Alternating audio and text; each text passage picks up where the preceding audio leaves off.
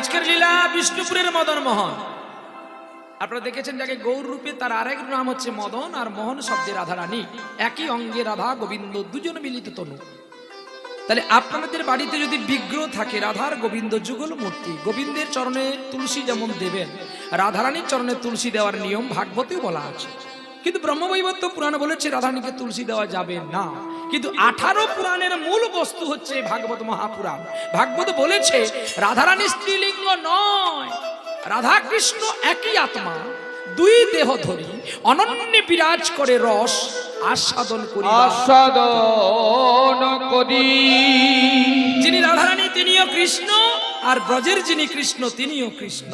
দুজনেই পূর্ণ ব্রহ্ম, দুজনেই পূর্ণ শক্তি।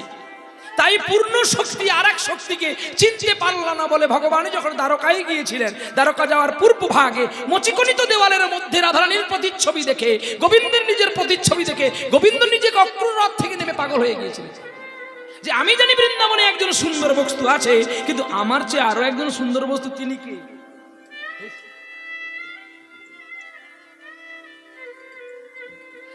তাই সুন্দর বস্তুটাকে খোঁজার জন্য রাধারানীর আশ্রিত হয়েছিলেন গোবিন্দ ভগবান।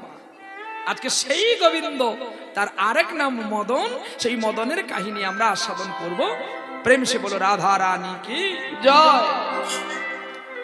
বিষ্ণুপুরে ছিল এক ক্ষত্রিয় রমণী, ক্ষত্রিয় রমণী, শুনিতে তার ভাই আশ্চর্য কাহিনী, আশ্চর্য কাহিনী। নবম মাস গর্ভবতী রাজ দরবারে রইয়া, রাজ দরবারে রইয়া, স্বামীর নামে দুর্জন সিং কত অট্টালিকা পাইয়া, অট্টালিকা পাইয়া। এখনো যদি আপনারা যান বিষ্ণুপুরে, বাঁকুড়া জেলার অন্তর্গত বিষ্ণুপুর, ওই বিষ্ণুপুরে একটা রাজবাড়ি আছে, রাজার নাম ছিল দুর্জন সিং। আর সেই দুর্জন সিং রাজা, তার স্ত্রীর নাম ছিল সনকা। সেই সনকাকে বিবাহ করেছিলেন রাজা দুর্জন সিং, কিন্তু তিনি ছিলেন ক্ষত্রিয় রমণী। হঠাৎ করে নবম মাস গর্ভবতী অবস্থাতে স্বপ্ন দেখলো রাজা দুর্জন সিং তার পিতার আত্মা শান্তির জন্য পিণ্ড প্রদান চাইছে। ঘুম ভেঙে গেল রাজা। সকালে বেলায় রাজা মন্ত্রীকে ডাক করলেন, কোটালকে ডাক করলেন, প্রজাগণকে ডাক করে বলছে আমি আজকে গয়া যাত্রা করব, আমার বাবার পিণ্ড প্রদান করতে আমি বিষ্ণু দেবের কাছে যাব গয়াতে। তোমরা এক কাজ করো, তোমার রানীমা থাকলো গর্ভবতী মা, ওকে নিয়ে তোমরা সংসার যাপন করো, আমি যাব পিণ্ড প্রদান করে ফিরে এসে আবার রাজ সিংহাসনে রাজকার্য শুরু করব। কিন্তু ততদিনে মন্ত্রী তুমি কোনো প্রজাকে চাবুক করবে না, বেত্রাঘাত করবে না, শুধু কে কি অপরাধ করে শুধু লিখে রাখবে।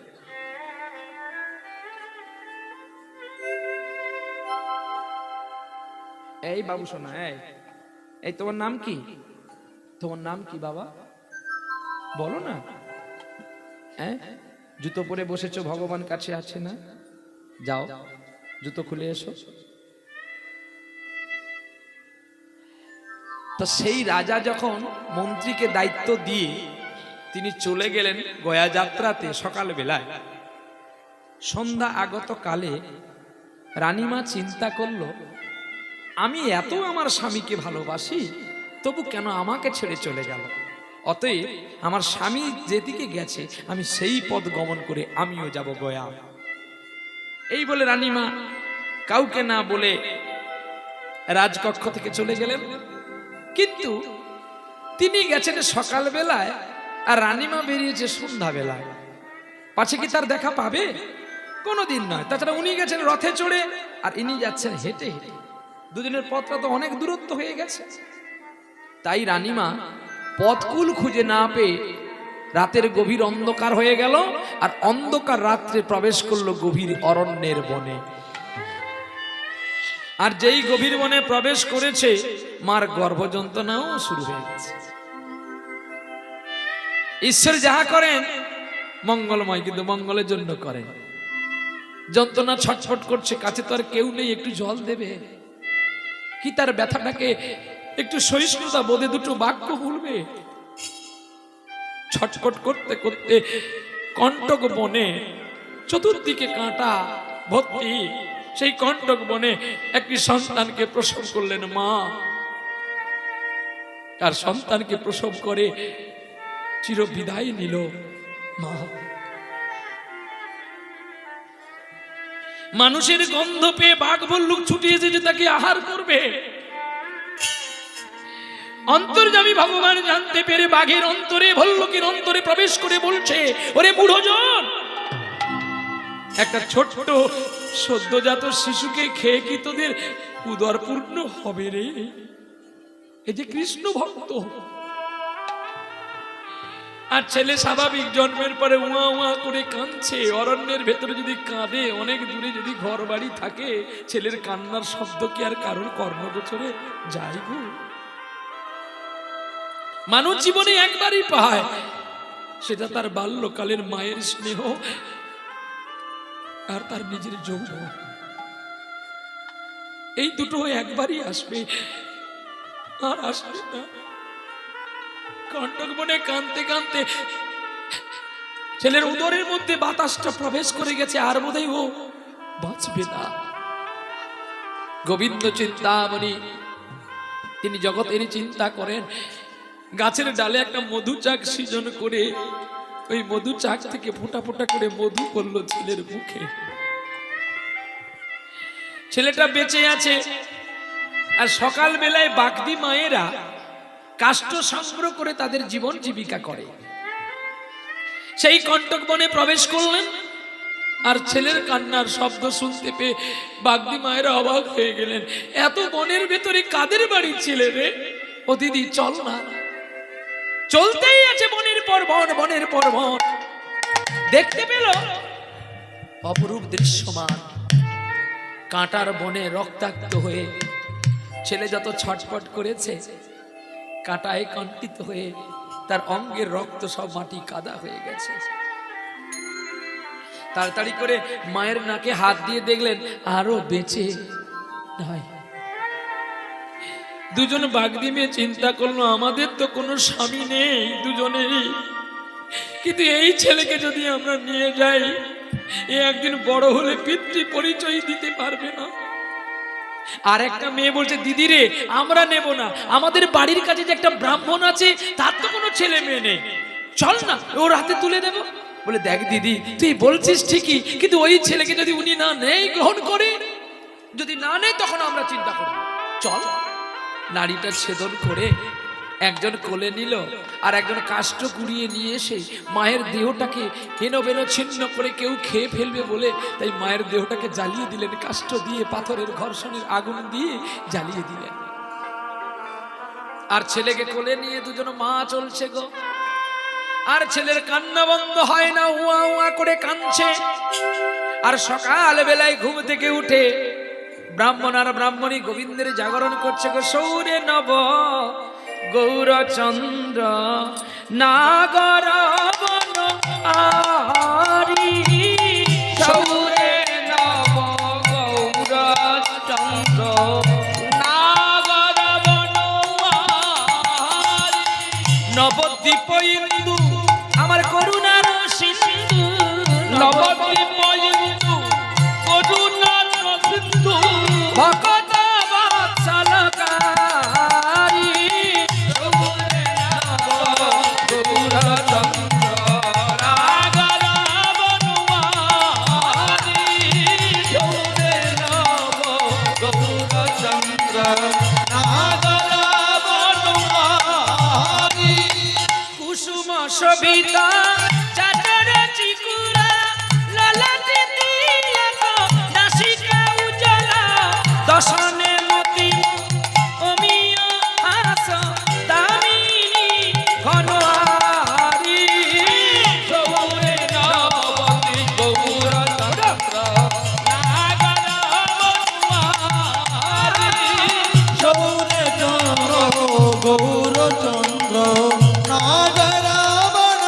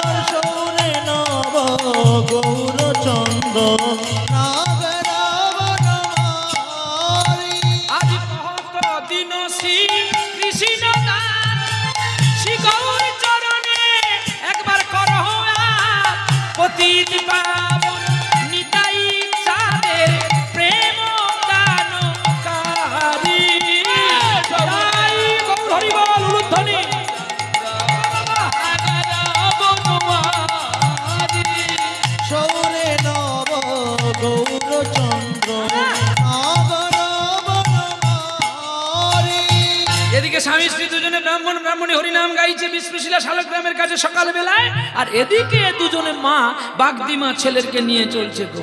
গগনে কৃষ্ণ মেঘ দোলে, কিশোরী কিশোরী দোলে বৃন্দাবনে, চির সৌদামিনী রাধিকা,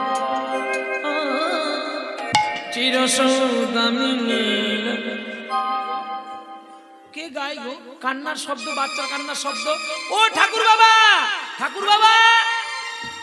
ঠাকুরমা বেরিয়ে এসে বলছে, তোমরা কারা গো? আমরা বাগদি মায়েরা। কাদের বাড়ির ছেলে গো? কি সুন্দর ছেলেটা গো, আমাকে দাও না, দাও না গো। ব্রাহ্মণ বেরিয়ে বলছে, তুমি লোকের বাড়ির ছেলেকে নিচ্ছ কেন? কার বাড়ির ছেলে তুমি কি জানো? বাগদি মায়েরা বলছে, জানো বাবা, ঠাকুর বাবা, আমরা তোমার কাছেই এসেছি এই ছেলের নিষ্পত্তি তোমাদের কাছে করবো বলে। তার মানে কি বলতে চাইছো একটু বুঝিয়ে বলো আমাকে। বলি, আমরা আজকে সকাল বেলায় কাষ্ঠ সংগ্রহ করতে যখন গেলাম, ওই কাষ্ঠ সংগ্রহ করতে গিয়ে দেখি বনের ভেতর একটা ছেলে জন্ম হয়ে পড়ে আছে, তার মা বেঁচে নাই। আমাদের মনে হয় কোনো রাজবাড়ি কিংবা জমিদার বাড়ির কন্যার পুত্র হবে। তবে আমরা নিয়ে এসেছি, আমাদের তো স্বামী নেই, ছেলে বড় হলে পিতৃ পরিচয় দিতে না পারলে ছেলে জগতে কলঙ্কিত হবে, তাই তোমার তো ছেলে মেয়ে নেই, তাই তোমাকে দেব বলে এসেছি। ব্রাহ্মণ বলছে, কাদের বাড়ি ছেলে আমি নিতে পারবো না, অভিনয় করে বলল।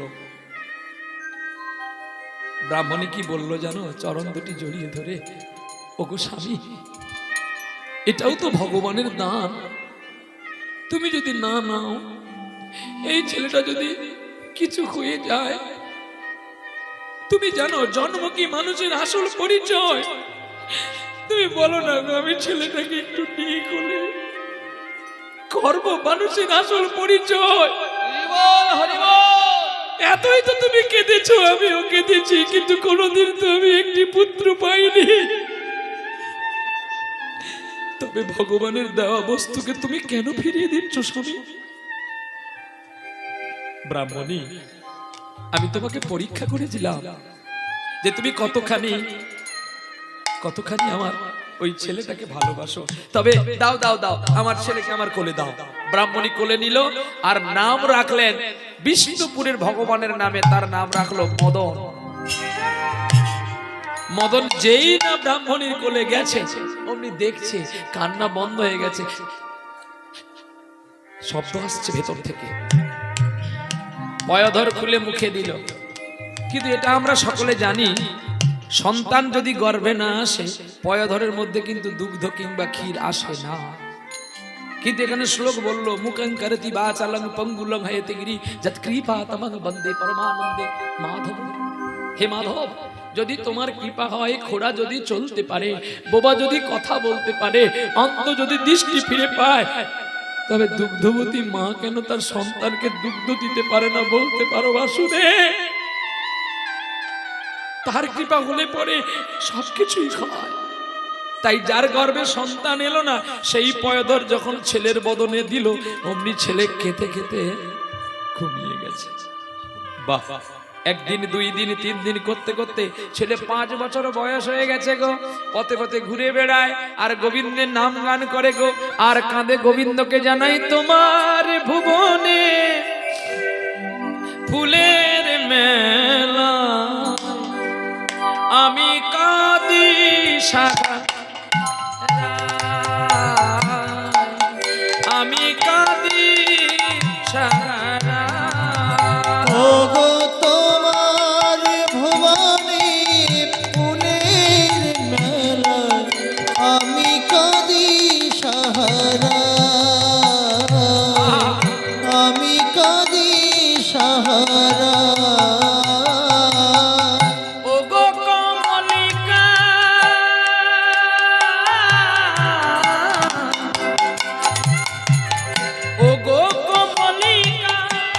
বুঝিলে না ওগো আজ কত অসহায়, তোমার ভুবনে ফুলের মেলায় আমি কাঁদি সারা।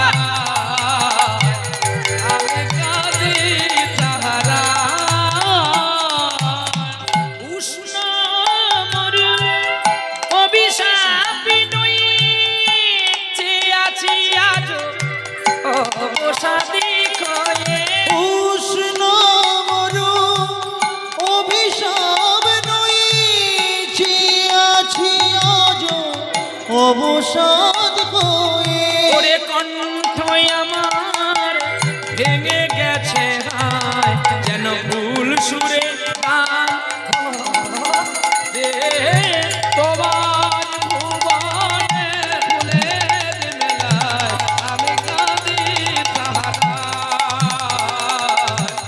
আমি কাঁদি সাহারায়, আমি কাঁদি আমি কাঁদি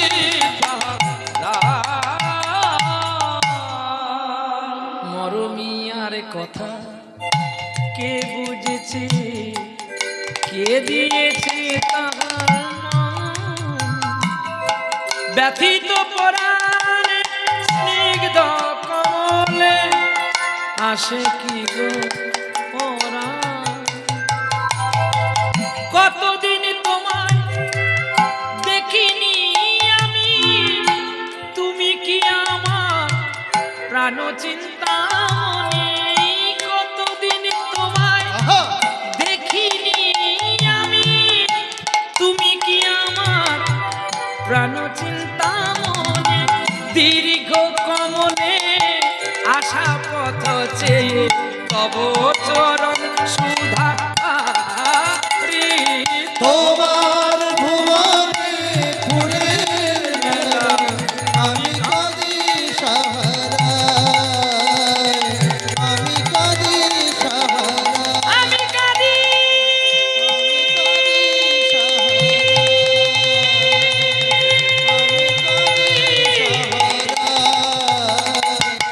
আমি কাঁদি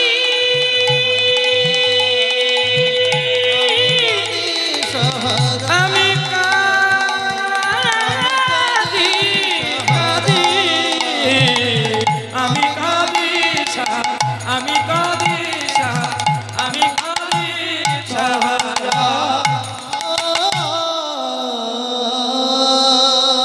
যার সঙ্গীত শুনে গাভীগঞ্জে তৃণভক্ষণ করে তাদের খাওয়া বন্ধ।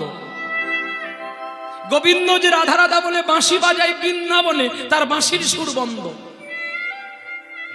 ডাকার মতোই তো ডাকতে হবে, নালে কি তার কৃপা পাওয়া যায় গো? যে কৃষ্ণের বাঁশি বন্ধ করে দিয়েছে ছোট্ট বালক মদন, আর কেঁদে কেঁদে কি বলে জানো? বৃক্ষকে জড়িয়ে ধরে বলে, গাভীকে জড়িয়ে ধরে বলে, বালককে জড়িয়ে ধরে বলে, কবে তোমার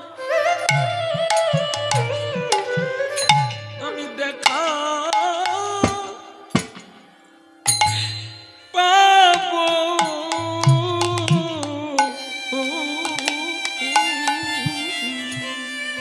দয়াময় কবে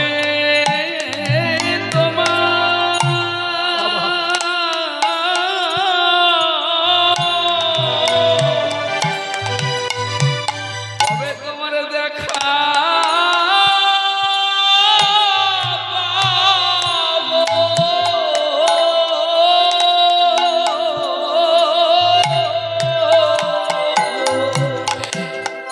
লোকে বলে নাকি আমি এই ব্রাহ্মণের পুত্র নয়,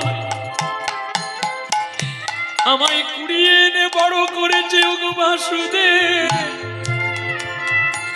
তুমি একবার বলে দাও না তোমার ঠিকানা, যেন নয়ন ভরে তোমায় আমি দেখতে পারি, যেন নয়ন ভরে তোমায় দেখতে পারি, যেন দু নয়নী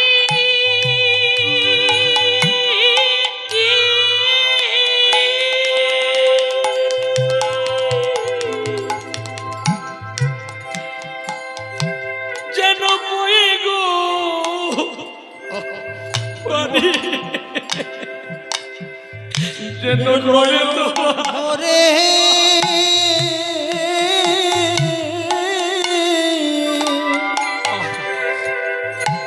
আমি দেখিতে পাবো।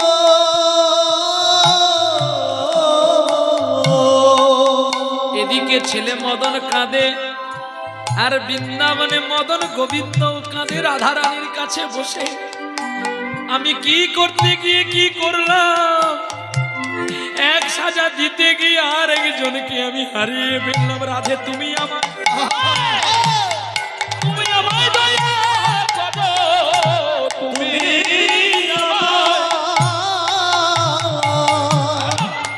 দয়া করো, তুমি ছাড়াই আমার কেহ নাই মোর।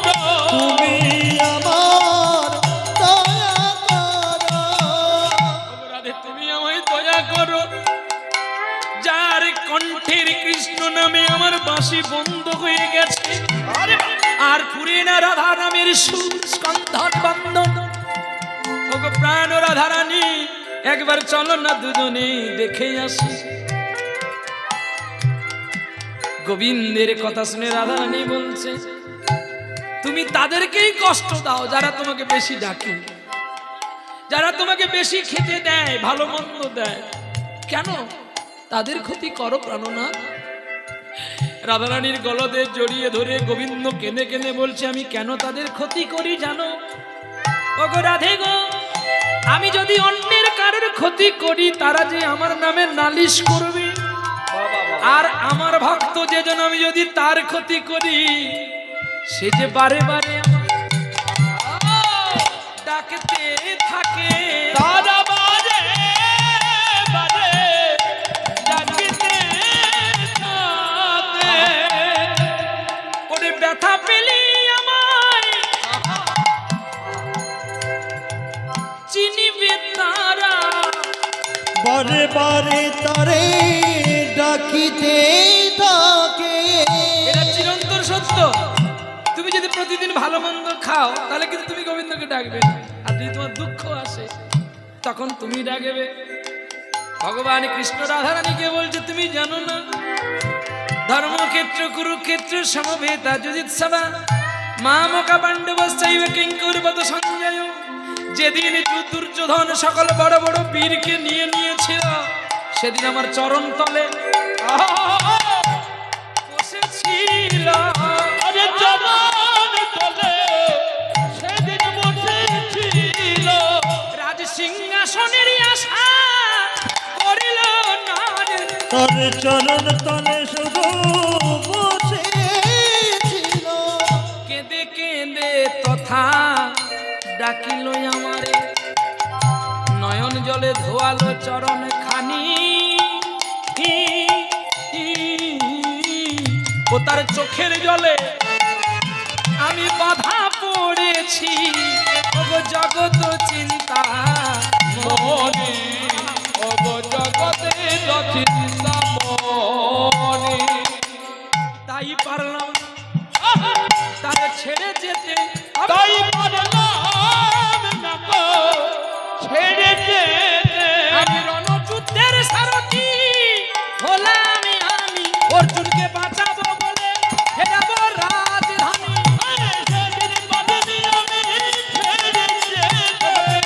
আনন্দের প্রেম মনের খনি,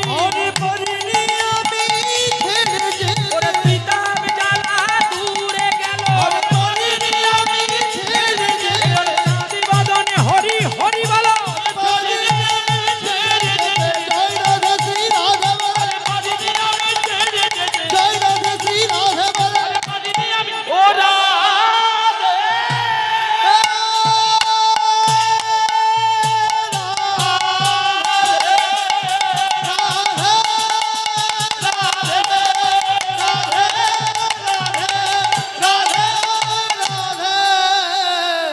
সেদিন পারিনি আমি ছেড়ে যেতে। আমি ভক্তাদির ভগবান রাধে, চলো একবার দেখে আসি। রাধে বলছে, আমি যাবো না, তুমি যদি যাবে যাও। গোবিন্দ বলে, আমি কোনোদিন তোমাকে ছেড়ে যাইনি, একা কেন যাবো, যাবে হোক। আমি দূর থেকে শুধু লক্ষ্য করবো। গোবিন্দ দূর থেকে লক্ষ্য রাখতেন।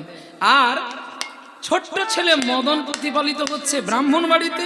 আর কিছুদিন পরে ওই রাজা দুর্জন সিং গয়াধাম থেকে যখন ফিরে এসে দেখে, তার বিষ্ণুপুরের রাজ্য যেন ছারখার হয়ে গেছে। সুযোগের সন্ধান প্রত্যেকটি মানুষ নেয়।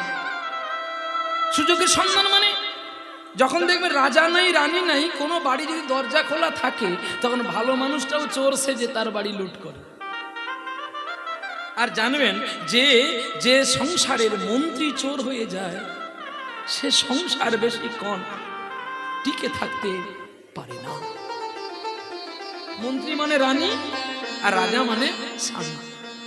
দেখবেন কারো স্ত্রী যদি একটু হাতখোর হয়, আপনারা না, আমি বলছি, কথাটা বলছি, স্বামী কাজ করে এলো তার পকেট চুরি করে নিলাম, ছেলে চাকরি করলো তার পকেট চুরি করলাম, সে সংসার যতই আনো সে সংসার কোনোদিন থাকতে পারবে না।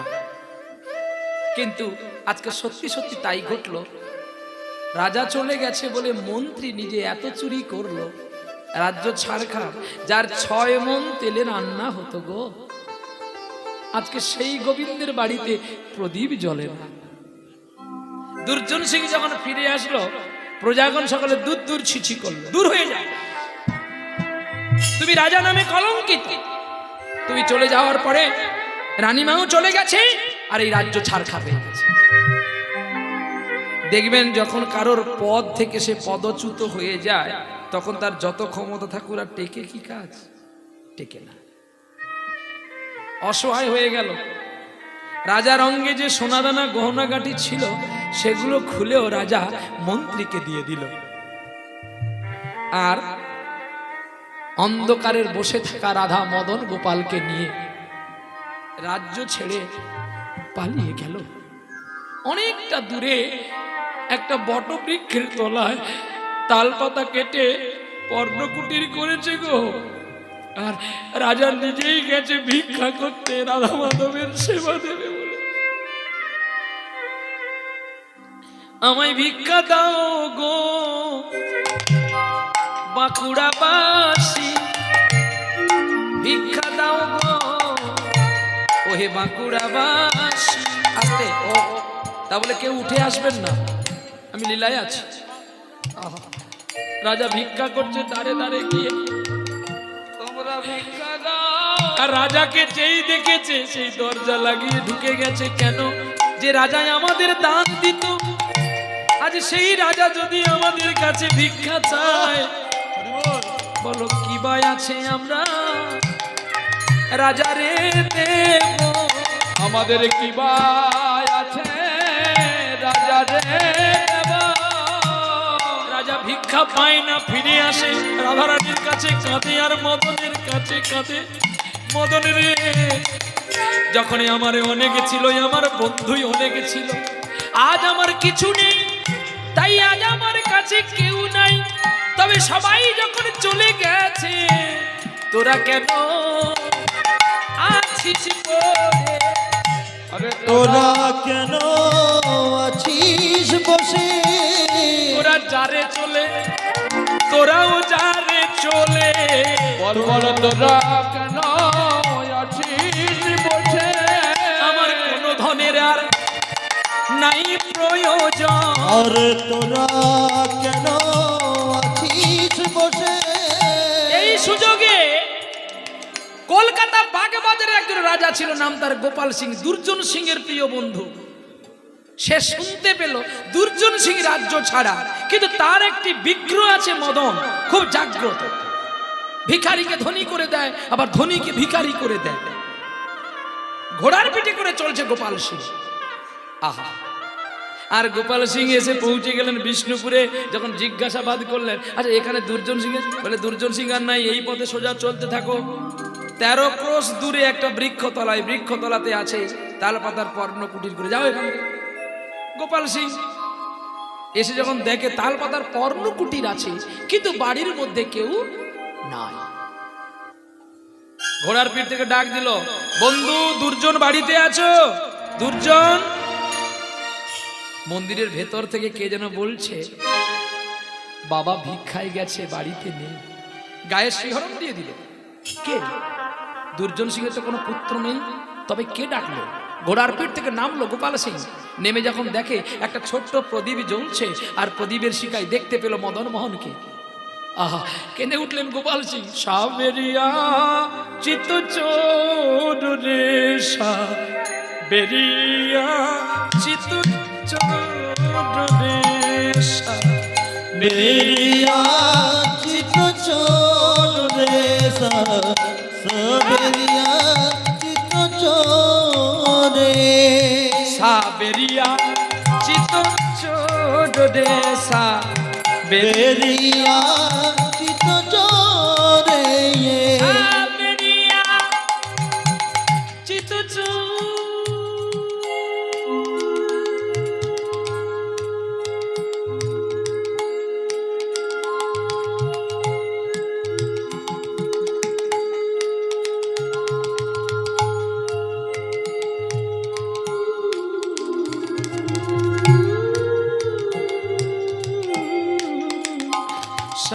সাবেরিয়া চিত চোরে বেরিয়া চিত চোরে বেরিয়া চিত চোরে মুস্কুরাতি করি বিভু সাবেরিয়া চিত চোর রে সাবেরিয়া চিত চোর রে কে প্রভু गिरिधारी नागर मीरा के प्रभु गिरधर नागर मीरा के प्रभु गिरधर नागर मीरा के प्रभु गिरधर नागर धरती पर आए दर्शाया सावेरिया चित चोरे सावेरिया चित चोरे सावेरिया चित सावेरिया चित सावेरिया चित चोर रे सावेरिया तू चित चोर मेरा दिल चोर कर लिया मेरा हृदय चोर कर लिया तुमको नहीं छोड़ हम मत जाएंगे तुमको लेके हम जाएंगे গোপাল বসে আছে আর এদিকে দুর্জন সিং চলছে এই যে গোবিন্দের জন্য কেঁদেছে স্ত্রীর জন্য কেঁদেছে রাজ্যের জন্য কেঁদেছে আর কাঁদতে কাঁদতে দুর্জন সিং অন্ধ হয়ে গেছে ভগবানকে যে বেশি ডাকবে ভগবান তাকে এইগুলো দেবে এবার বিবেচনা করে আপনি ভগবানকে ডাকবেন হাতে লাঠি নিয়েছে গো আর কেঁদে কেঁদে কাঁধে চালের পুট্টি দিয়ে কি বলছে জানো দিনই গেল রে আমার হেলায় ভেলায় একবার তারে ডাকো আবার দিন গেল খেলায় ভেলায় একবার ডাকো তারে দিন গেল রে ভেলায় ভেলায় একবার তারে ডাকো দিন গেল তোর ভেলায় ভেলায় একবার তারে ডাকো কেন আমার কুড়ি এ ভব সংসারে মায়ার জালে ডুবে থাকো দিন গেল তোর ভেলায় ভেলায় একবার তারে ডাকো আর দিন গেল তোর ভেলায় ভেলায় একবার তারে ডাকো ডুবে যায় রবি নাই আর বেলা চাই না খেলিতে নিচে দুলি খেলা ভাবছো কেন সন্ধ্যা বেলায় খেয়া পাবি না রে ও বোন, দিন গেল বোন, হেলায় হেলায় একবার তারে ডাকো ওরে দিন গেল বোন, হেলায় হেলায় একবার তারে ডাকো। এত বড় মেয়েটা ভিক্ষা করে এনেছি তাও দুটো রান্না কর শুধু বসে বসে খাবে সবাই পালিয়ে গেছে তুই জানা দুর্জন সিং রাধারানীকে বলছে এত বড় মেয়েটা কি প্রেম দেখো ভিক্ষা তো করে এনেছি দুটো রান্না তো করবি ততক্ষণ গোপাল কোনো সাড়া করেন দুর্জন সিং পাতাপুতি এনে একটা মাটির ভাঁড়ে যা ভিক্ষায় পেয়েছে পোকা চাল ডাল একত্র দিয়ে রান্না করে শাল পাতার থালা করে ঢেলে দিয়েছে নে খেয়ে নে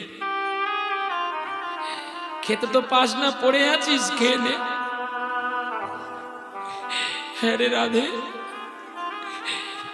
আমি জানি আমার পুত্র হবে, নাম রাখবো মদন। সে তোর সেবা পূজা করবে। আজ আমার সব শেষ। চোখের জল পড়ছে দুর্জন সিংহের, নয়নের জলগুলো গিয়ে পড়ছে সেই ভোগের পাত্রে। পাথরের বিগ্রহের নয়নে জল দেখে গোপাল সিং কেঁদে উঠলেন, আর থাকতে পারলেন না। বন্ধু কে? কে? আমি তোমার গোপাল সিং বন্ধু। বলো বন্ধু, কি চাও? এই আমার অসহায় হিসেবে তুমি কেন এসেছো আমার কাছে? সবাই তো চলে গেছে, তুমিও চলে যাও। বন্ধু, বন্ধু তো তাকে বলে যে বিপদের কাছে দাঁড়ায়, সেই পরম বন্ধু। তাই আমি তোমার দুর্দশার খবর পেয়ে আমি দ্রুত গতিতে ঘোড়া নিয়ে তোমার কাছে, তোমাকে আমি বিষ্ণুপুর থেকে আমার কলকাতায় নিয়ে যাব। না না না, আমি আমার বিষ্ণুপুর ছেড়ে কোথাও যাব না। জানো, আমি গিয়েছিলাম বলে আজ আমার মদন মোহনকে কেউ দুটো খেতে দেয়নি। আমি দেব বন্ধু, আমি নিজে হাতে সেবা করব। আমি যাব না। তাহলে তোমার মদন মোহনকে আমাকে দাও না। আমি বেঁচে থাকতে হবে না। আচ্ছা বন্ধু, আমি তোমাকে বলছি, আমি চিরদিনের জন্য নেব না। তোমার এই দুর্দশার দিনে তুমি যে মদনকে খেতে দিয়েছো, দেখেছো কি দিয়েছো? চালের মধ্যে পোকা, চালগুলো তুমি ধুইলে না। জানো তুমি বন্ধু, অন্ধের কি দিন আর কি রাত। তাহলে এক কাজ করো, তোমার তো দুটি বিগ্রহ, তুমি একটি আমাকে দাও, একটি তুমি রাখো। এর জন্য আমি তোমাকে অনেক স্বর্ণ মোহর দিয়ে যাচ্ছি। তুমি আর ভিক্ষা করতে যাবে না। তুমি আমার বন্ধু, আমার সম্মান আছে। আর তোমার যদি কোনো অসুবিধা হয় তুমি আমাকে চিঠি করবে, আমি এসে তোমাকে নিয়ে যাব, তোমার ভগবানকে নিয়ে যাব। বাহ, তখন বলে দিলে আমার মদনকে তুই নিয়ে যা, আর আমার মোহনকে রেখে যা। যেই বলেছে আর গোপাল সিং কি ছাড়ে, গোবিন্দকে তুলে নিয়ে ঘোড়ার পিঠে চলে গেল কিছু স্বর্ণ মোহর দিয়ে। আর যাওয়ার সময় বলে গেল, যদি তুমি তোমার মদনকে ফিরিয়ে আনো, আমার এই সোনাদানা দিয়ে দিলে আমি তোমাকে ফিরিয়ে দেব। বিনিময়ে বন্ধক করে দিলেন ভগবানকে। কিন্তু সেই রাত্রে গোপাল সিংয়ের দেওয়া সোনাদানা আবার চুরি হয়ে গেল। একা থাকলো রাধারানী আর দুর্জন সিং। ভগবান যাকে দুঃখ দেয় চতুর্দিক দিয়েই দেয়, আর সেই দুঃখের সামিলে যদি আমরা তাকে ভুলে যাই, সে যে আর আমাদের পেছন ফিরে দেখে না। দুঃখ প্রত্যেকের আসে। আমরা তো জানি, আপনারা জানেন কিনা জানি না, আমার সম্প্রদায়ে একজন মানুষ থাকতেন, আপনাদের বাড়ির ছেলে। যখন তার ছেলের শেষ অবস্থায় এসে গেল, সে শুধু ভাগবত কথা ছাড়া আর কিচ্ছু জানতো না। আমাকে একদিন ফোন করে বলছে, ভাই তুমি এসো না, আমার ছেলের তো আর ভালো নেই, একটু ভাগবত শুনিয়ে দিয়ে যাও। আমি যখন তার ছেলের কাছে এসে ভাগবতটা খুলে দেখি তার ছেলেকে, আমিও জানি যে আর পাবো না। আমি ভাগবত পড়তে পড়তে কেঁদেছিলাম, হে বাসুদেব, যদি আমি তোমার কাছে একটু কোনো পুণ্য করে থাকি, ওটা ওকে দিয়ে তুমি আমার প্রাণ নিয়ে ওই সন্তানটাকে তুমি ভালো করো। জানি না হয়তো আমার ডাক কি তার বাবা মায়ের ডাক শুনেছে বা আপনাদের ডাক শুনেছে। ভগবান বলে, যারা আমাকে রাতুল কণ্ঠে ডাকে, আমি সকল কাজ ফেলে দিয়ে তাদের কাছে ছুটে যাই। আজকে গোবিন্দের কৃপায় তার ছেলেকে সে আবার ভালো করে ফিরে পেয়েছে। আজকে ভগবানের কৃষ্ণ নাম শুনতে কাঙালের কাছে সে এসে বসে আছে। দেখো, এই তো ভালোবাসা। মঠ মন্দির গির্জায় খুঁজলে তাকে পাবি না, খুঁজবি যদি খোঁজ হৃদয় মন্দিরে। হৃদয় মন্দিরে তাকে খুঁজলেই যে পাওয়া যায় গো, পাওয়া যায়। কে বলে পাওয়া যায় না? কে বলে তিনি আসেন না? আসেন, আজকে যদি দাতা বাবু বলে যে আমার অনেক কৃপা হয়েছে বলে, আমি অনেক পুণ্য করেছি বলে আমার ভগবান আমার বাড়িতে এসছে, না। অনর্পিত চরিং চিরাত, শ্লোক বললো অনর্পিত, আসতে অনর্পিত চরিং চিরাত করুণায় অবতীর্ণ কলৌ সমপ্রয়ত উন্নত উজ্জ্বল রসওয়াং সভক্তি শিব হরিপ্রট সুন্দর দূতি কদম্ব সন্দীপিতং সদা স্কন্দর স্মৃতুব শ্রী সচিনন্দনম। তিনি করুণা করে এসেছেন, আপনার কৃপায় তিনি আসেননি। আহা, করুণাময় তিনি। আজকে সবাইকে একচিত্তে করুণা করবে বলে তাই তিনি ছুটে এসেছেন আজকে ব্রজলালপুরে, পূর্ব মেদিনীপুরে, পটাশপুর থানাতে তিনি ছুটে এসেছেন নদিয়া ছেড়ে আপনাদের কাছে। আপনাদের মতো কলির পাপাহত জীবকে তিনি কোলে তুলে নিয়ে হরিনাম গাইবেন বলে। নিতাই গৌর প্রেমানন্দে হরি বল হরি বল। আর এদিকে দেখতে দেখতে মদনের বাবা মাও মারা গেছে। দেখো ভগবান কেমন করে চক্র ঘুরিয়ে ফেলছে। দেখো মদনকে যখন বাবা মা মারা গেছে, আত্মক্রিয়া সমাপ্ত করে মদন চলছে বৃন্দাবনে। আর আমি থাকবো না, বিষ্ণুপুরে থাকবো না, চলে যাব বৃন্দাবনে। ওগো কে আছো বন্ধু, নিয়ে চলো মোরে, কোথায় বৃন্দাবন,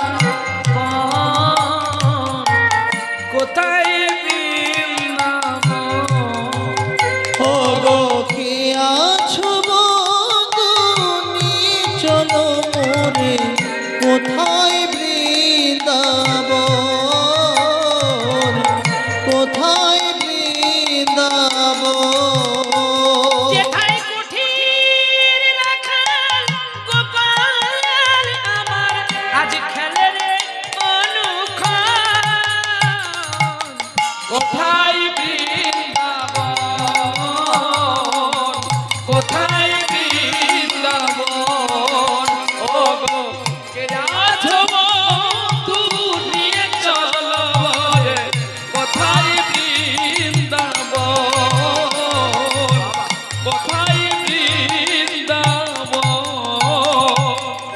উদাসিনী বাঁশি তার করুণ সুরে, বিরহী রাধার নয়ন জলে, সে কৃষ্ণ কৃষ্ণ কৃষ্ণ বলে রাধা হয় গো অচেতন, কোথায় বৃন্দাবন, ওগো কে আছো বন্ধু, নিয়ে চলো মোরে, কোথায় বৃন্দাবন, কোথায় বৃন্দাবন। হরিনাম করে আর পথে চলে যায়। পথের বালক বৃক্ষলতা সকলে শুনতে পায় মদনের কৃষ্ণ নাম। আর সেই পথে দুর্জন সিং আর ভিক্ষা করতে যেতে পারে না, তাই পথের ধারে ভিক্ষা করে। ওরে পথের ধারে ভিক্ষা করে, তথাপিও রাধারানীকে কাউকে দেয় না।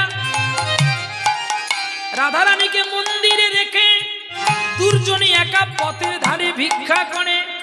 ফের কাউ সাধু সাবধান, আপনাদের ঘরে ভগবান আসে ঠিকই, তবে মেনে রাখবেন আর জেনে রাখবেন, মায়েরা কেউ গোবিন্দকে স্পর্শ করবেন না, অপরাধ। বিষ্ণু পুরাণ বলে গেছে নারী কিংবা শূদ্র জাতি গোবিন্দকে স্পর্শ আদি নিষিদ্ধ, দণ্ডনীয় অপরাধ। কিন্তু আমরা দেখতে পাই আপনারা 21 গৌরাঙ্গকে মাথায় নিয়ে নাচেন। আরো যদি মরবি তাড়াতাড়ি ধর, আর যদি কৃপা পাবি তাড়াতাড়ি থেকে দূরে থাক। ওরে হল হলে ধরবি, ধোড়া ধরবি, রক্ষা পাবি। যাদ গোখুর যদি ধরবি, তার মন্ত্র যার লক্ষ্য রাখিবি, নাইলে এক বলে ছবি হবি রে। আরে এক বলে ছবি হবি রে। দেবর্ষি নারদ যাকে বিনা যন্ত্রে গান করে পায় না, সুখদেব যাকে পাঠ করে পায় না, পরীক্ষিত একনিষ্ঠ 7 দিন ভগবত কথা শুনে যাকে স্পর্শ করতে পারে না, ব্রহ্মা অনন্ত কোটি জীবকে সৃষ্টি করে যার সংলাপ চিত্ত করতে পারে না, মহাদেব শ্মশানে বসে ছাই ভস্য মেখে যার কৃপা পায় না, তুমি সামান্য নারী হয়ে গৌরাঙ্গকে নিয়ে নাচো, সাইড ডাম বিট ডাম বাজাও, তোরা মরবি বলে তারে ধরেছিস রে। তোরা মরবি বলে ধরেছি রে। প্রতিমা জন্ম নেয়, প্রতিমা বিসর্জন হয়, কিন্তু এই বিগ্রহের বিসর্জন হয় না, তার আহন হয় না। এ বিশেষ গ্রহ, নবগ্রহের উপরে গ্রহ। এ যদি কাউকে ক্ষতি করবে মনে করে, তোর বংশে কাউকে রাখবে না রে। ও তার প্রমাণ চৈতন্য চরিতামৃত, চৈতন্য ভাগবতে আছে রে। প্রমাণ সে কাউকে রাখবে না রে। বর্ধমানে গোবিন্দ ঘোষ, তার পুত্র গোপীনাথ ছিল। নিজ হাতে সেবা না করে পুত্রকে দিয়ে গোপীনাথে সেবা যে করেছিল। ওরে পত্রের মধ্যে তুলসীতে বালি মাটি রহিয়া যায়, ছোট্ট বালক না জানিয়া গোবিন্দের ভোগ দিতে রয়।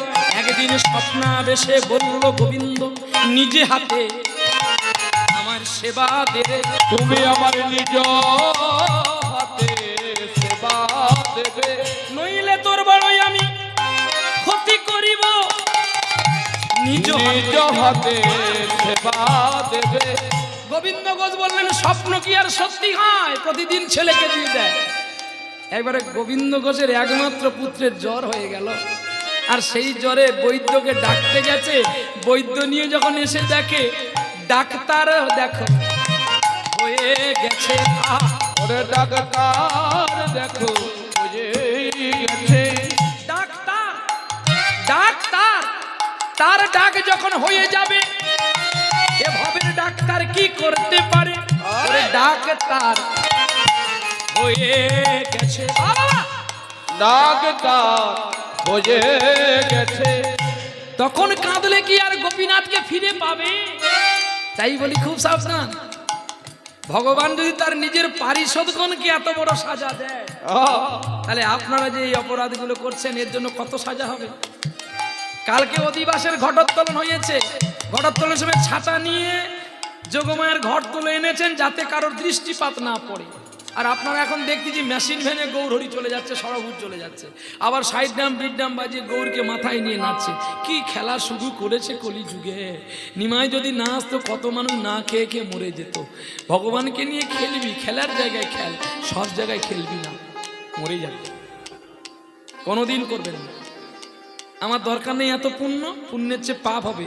আমি যে কথাগুলো বলছি লাইভ কেয়ার টেলিকাস্ট চলছে, আপনারা দেখে নিতে পারেন, কারণ আমি পড়েছি বলে তাই বলছি। তাহলে ওর যদি 21 গৌরাঙ্গ থাকে, তাহলে 21 জায়গায় ভোগ নিবেদন হয় তো? ওর নিতাই চাঁদ সঙ্গে আছে তো? না শুধু করতে হয় করেছিস, আমার কোনো টাকা দরকার নেই, একটা করে ধুতি পেলে তো 21 খানা ধুতি, পার ডে 2100 টাকা রোজগার হবে। কি হবে মাঠে খেটে? বলে ঠিক ধরা পড়বি। একটা কারেন্ট জাল আছে জানেন তো, বর্ষাকালে আপনারা মাছ ধরেন, ও জালে যে একবার গলে যাবে না, তার আর বাঁচার উপায় নাই। সেই ভগবান বলছে আমি কলিযুগে এর জন্য 81টা কুণ্ড রেখেছি, তোদেরকে মারবো বলে কুণ্ডে ফেলে ফেলে। এই জন্য বলেছে হললে ধরবি, ধোঁড়া ধরবি, রক্ষা পাবি। যাদ গোখুর যদি ধরবি, সময় এবং স্থানকাল জেনে করবি, নালে অকালে সব শেষ হয়ে যাবে। কি দরকার? চিত্রপটে পুজো করবেন, অনেক শান্তি পাবেন, কারণ বিগ্রহ সেবা বড় কঠিন সেবা। চিত্রপটে মার্জনা আছে, কিন্তু বিগ্রহ সেবায় মার্জনা নাই। নাম অপরাধ করলে নাম দিয়ে পূর্ণ হয়, আর সেবার যদি অপরাধ হয়ে যায় অবশ্যই নরকে গমন। এই জন্য সেবার অপরাধের মতো অপরাধ কোনো অপরাধ হয় না। এই জন্য ভগবানকে খাওয়াতে গেলে চোখে জল নিয়ে খাওয়াতে হয়। পা ধরে তাকে খাওয়াতে গিয়ে কি তোর পা দুটো কাঁপে রে? হরিবল হরিবল। ব্যাঘ্রের মতো ভয় করতে হবে, আমার পুত্রের মতো স্নেহ করতে হবে, তবেই তো হয় বিগ্রহ সেবা, নাহলে হয় না। তাই আজও জগন্নাথ জাগ্রত। কেন জানেন?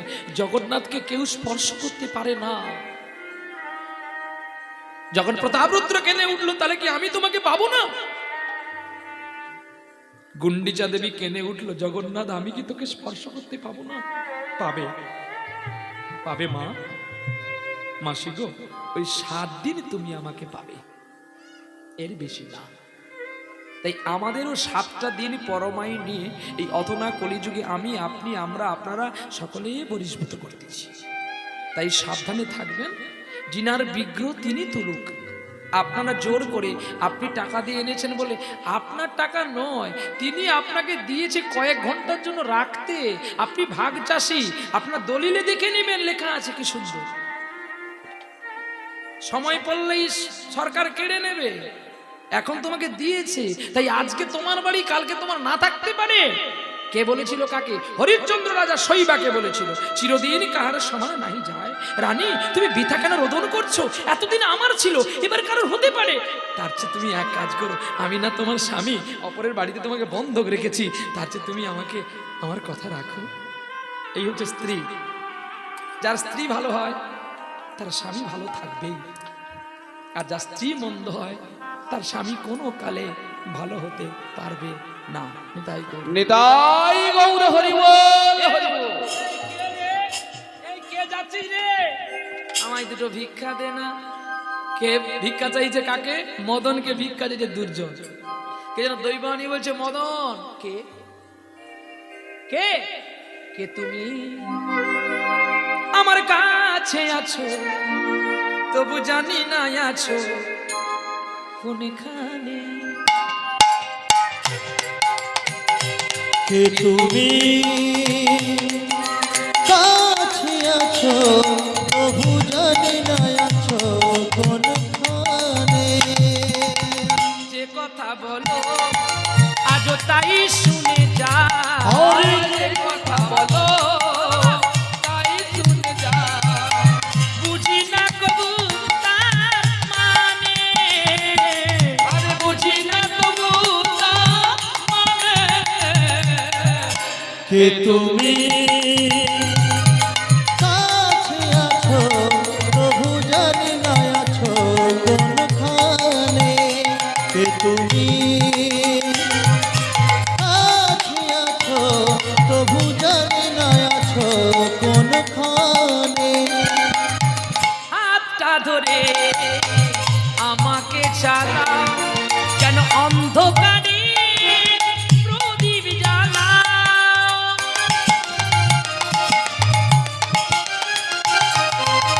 হাতটা ধরে আমাকে চালাও, অন্ধকারে প্রদীপ জ্বালাও। আজও চোখের দেখা তোমায় দেখিনি কবু, চোখের দেখায় আমি দেখিনি কবু। দেখি খেলা কে বাজায়, যে কথা বলো তাই শুনে যা। আমায় যে কথা বলো তাই শুনে যা।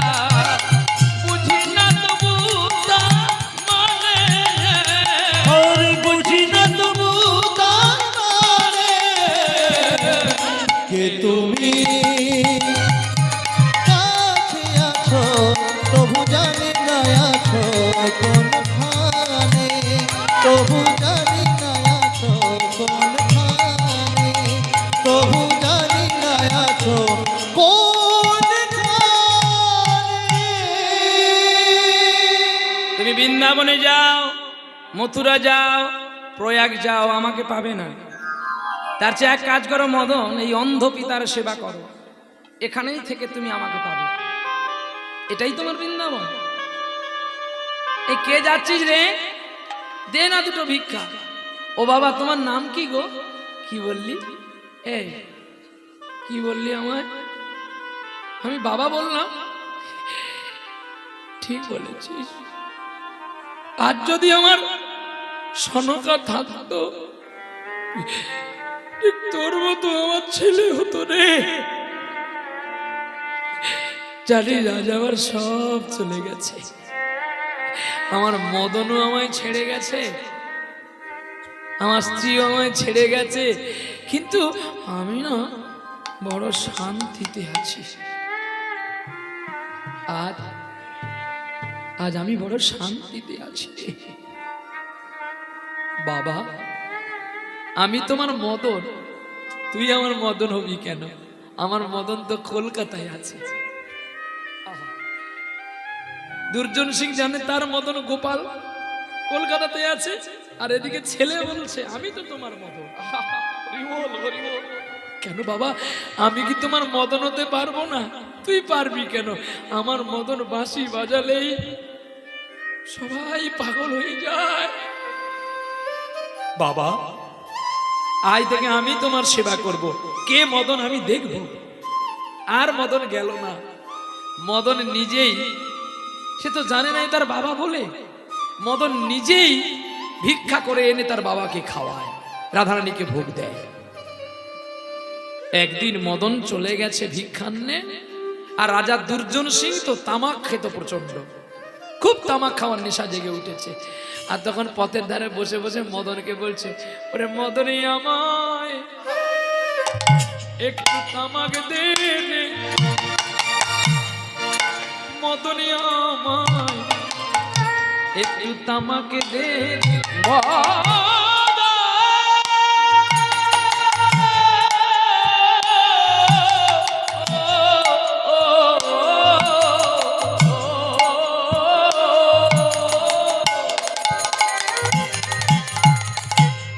আরে মদন আমায় একটু তামাক দে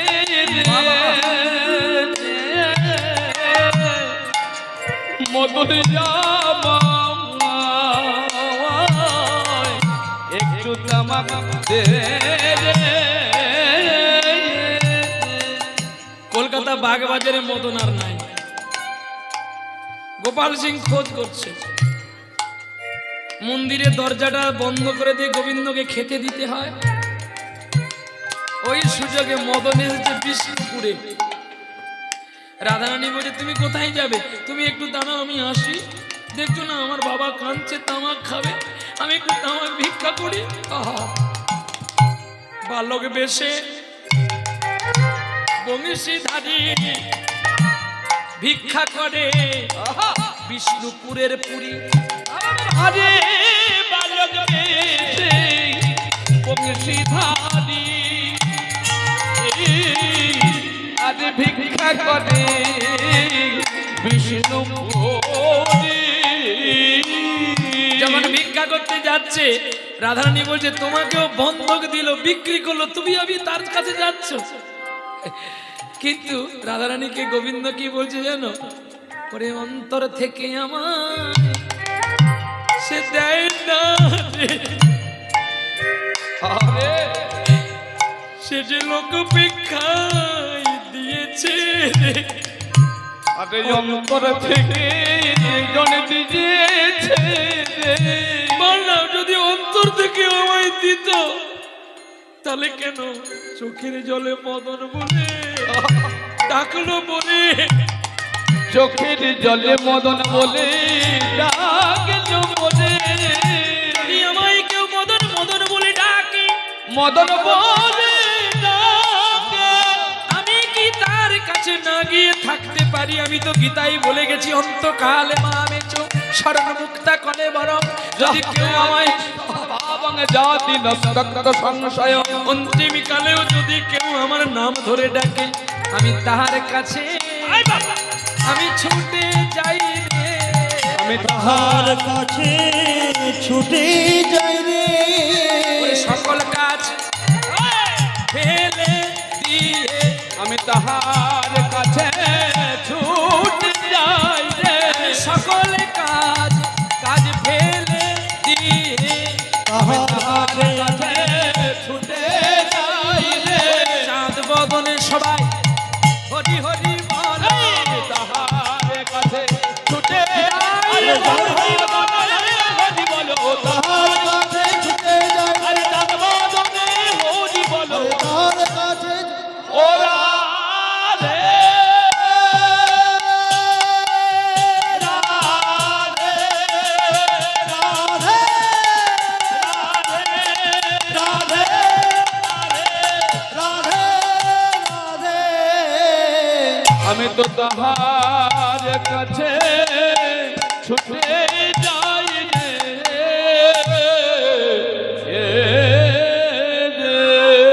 আমি যে যাচ্ছি তুমি বলো না রাধে, আমি ঠিক সময় চলে যাব, দাঁড়াও। এই বলে গোবিন্দ ছোট্ট বালক বেশে রাজা দুর্জন সিংকে তামাক দেবে বলে বিষ্ণুপুরে এসে ভিক্ষা করছে। এখানে সুরদাসের একটা গান আছে, প্রবল প্রেম সে পালে পড়ে কার প্রভু কো নিয়ম বদলতে দেখা, হিন্দি ভজন গান। কিন্তু কেন বললেন প্রভু? না, ভক্ত যখন প্রবল প্রেমে আকুল সুরে ডাকে, আমি তখন আমার নিজের সত্তাগুলোকে পরিবর্তন করে ভক্তের সত্তায় রাজি হয়ে যাই। প্রমাণ দেখো, সত্যের পরে কিন্তু দাপর যুগ হওয়ার কথা ছিল। ছোট্ট সত্য যুগের পরে দাপর যুগ হওয়ার কথা ছিল, কিন্তু হলো না। কার জন্য? অহল্যার পুত্রের জন্য আর যমদগ্নির পুত্র পরশুরামের জন্য। কি করলো না, যমদগ্নি একদিন তার পরশুরামকে বলছে, তোমার মা কুলক্ষণা, দুশ্চরিতা, তুমি তো আমার পুত্র, তুমি পারবে আমার কথা মানতে? পারবো বাবা। পিতা স্বর্গ পিতা ধর্ম পিতা হি পরমাংতব প্রীতরি প্রীতিম আপর্ণে প্রিয়ন্তে সর্বদেবতা। আপনি যা আজ্ঞা করুন মানবো বাবা। তুমি যাও, আমার কথা মতো তুমি আমার পুত্র, এখনই ধারালো কুঠারিটা দিয়ে তোমার মায়ের গলাটা কেটে ফেলে দাও। আজকে আমাদের ঘরে ঘরে হচ্ছে, বিশেষ সম্পত্তির লোভে মাথা কেটে দিচ্ছে। প্রশাসন যখন ধরে নিয়ে যায় বলে পরশুরাম মেরেছে, আমিও মেরেছি। কথাটা তো যুক্তি আছে, পরশুরাম তো বাঁচিয়ে দিয়েছে, তুই বাঁচা। মদ খেয়ে ভগবানকে পাওয়া গেছে, এটাও শাস্ত্রে আছে। গ্রন্থটির নাম কৃষ্ণ করুণামৃত। কেরালা কর্ণাটকে কৃষ্ণবেণী নদীর তীরে একটা পতিতার কাছে গিয়ে তিনি কৃষ্ণ প্রেমের সন্ধান পেয়েছিলেন, নাম তার বিল্লমঙ্গল। সে মদ খেয়ে ভগবানকে যেমন পেয়েছে তুমি পাবে,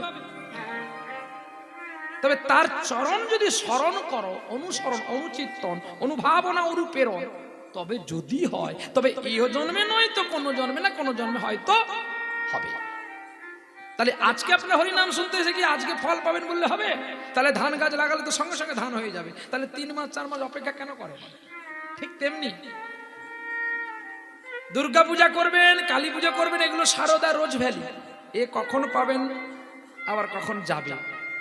যেমন 10 টাকায় 1 কোটি, কেউ লটারি খেটে গেলে তার সারা সম্পত্তি শেষ, আর কেউ কোনোদিন খেলে না, সে 1 কোটির মালিক।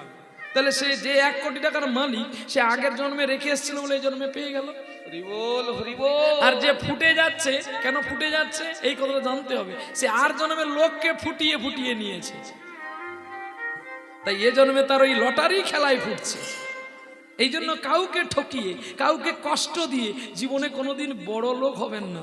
বড় লোক হবেন বটে, কিন্তু আপনাকে সকলে ঘৃণা করবেন, আপনি বড় গুণের মানুষ হতে পারবেন না।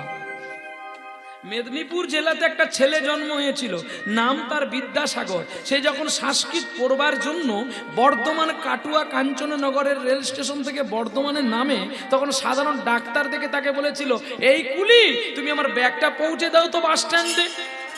বিদ্যাসাগর নিজেই সাদরে তার সুটকেসটা নিয়ে যখন কলকাতার সেই বাসে তুলে দিলেন, দেওয়ার পরে যখন কুলিকে টাকা দিতে যাচ্ছে, তখন ডাক্তারের কাছে হাত জোড়ে করে বলছে, এখন আমি কুলির স্ট্যাম্প পাইনি, যেদিন ব্যাজ লাগানো থাকবে সেদিন টাকা নেব। আমি সাধারণ মানুষ, নাম আমার ঈশ্বরচন্দ্র বিদ্যাসাগর। তবে একটা কথা আপনাকে বলি, যে কাজ নিজে করতে পারবেন, অপরের জন্য সময়টা নষ্ট করবেন না। আপনারা কি নিজে মুখে হরিনাম গাইতে পারবেন না? তাহলে আমাকে কেন এনেছেন? কেন এতগুলো টাকা নষ্ট করবেন? নিজে যেটা করতে পারবেন, কারোর জন্য অপেক্ষায় থাকবেন না। নিজে করুন, অনেক পাবেন। আমি একটু ভালো করে বলে দিয়ে চলে যাব, নেমে গিয়ে টাকাগুলো গুনে নেব। কিন্তু তার চেয়ে পুণ্য বেশি হবে আপনি যদি নিরালায় বসে তাকে ডাকেন। আমি নিরালায় বসে সাধনার চিত্তে দেখেছি তোমার ছবি,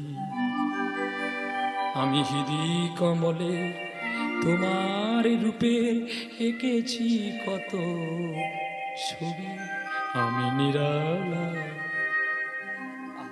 ঈশ্বরকে ডাকতে হয় নিরালায় নির্জনে। তাহলে নামের মালা হাতে নিয়ে জুতো পরে আবার সিংদার বাজারে চলে যাবেন না, অমরশির বাজারে চলে যাবেন না। তাতে কি হবে? লোক দেখানো কলঙ্কিত যে আমি কত বড় বাবাজি। এটা করবেন না। ঈশ্বরের ভজন সাধন লোক দেখিয়ে হয় না। আপনিও ভজন কথা না কইও যথা তথা, আপনি আপনি হও সাবধান। প্রমাণ, দৃষ্টান্ত।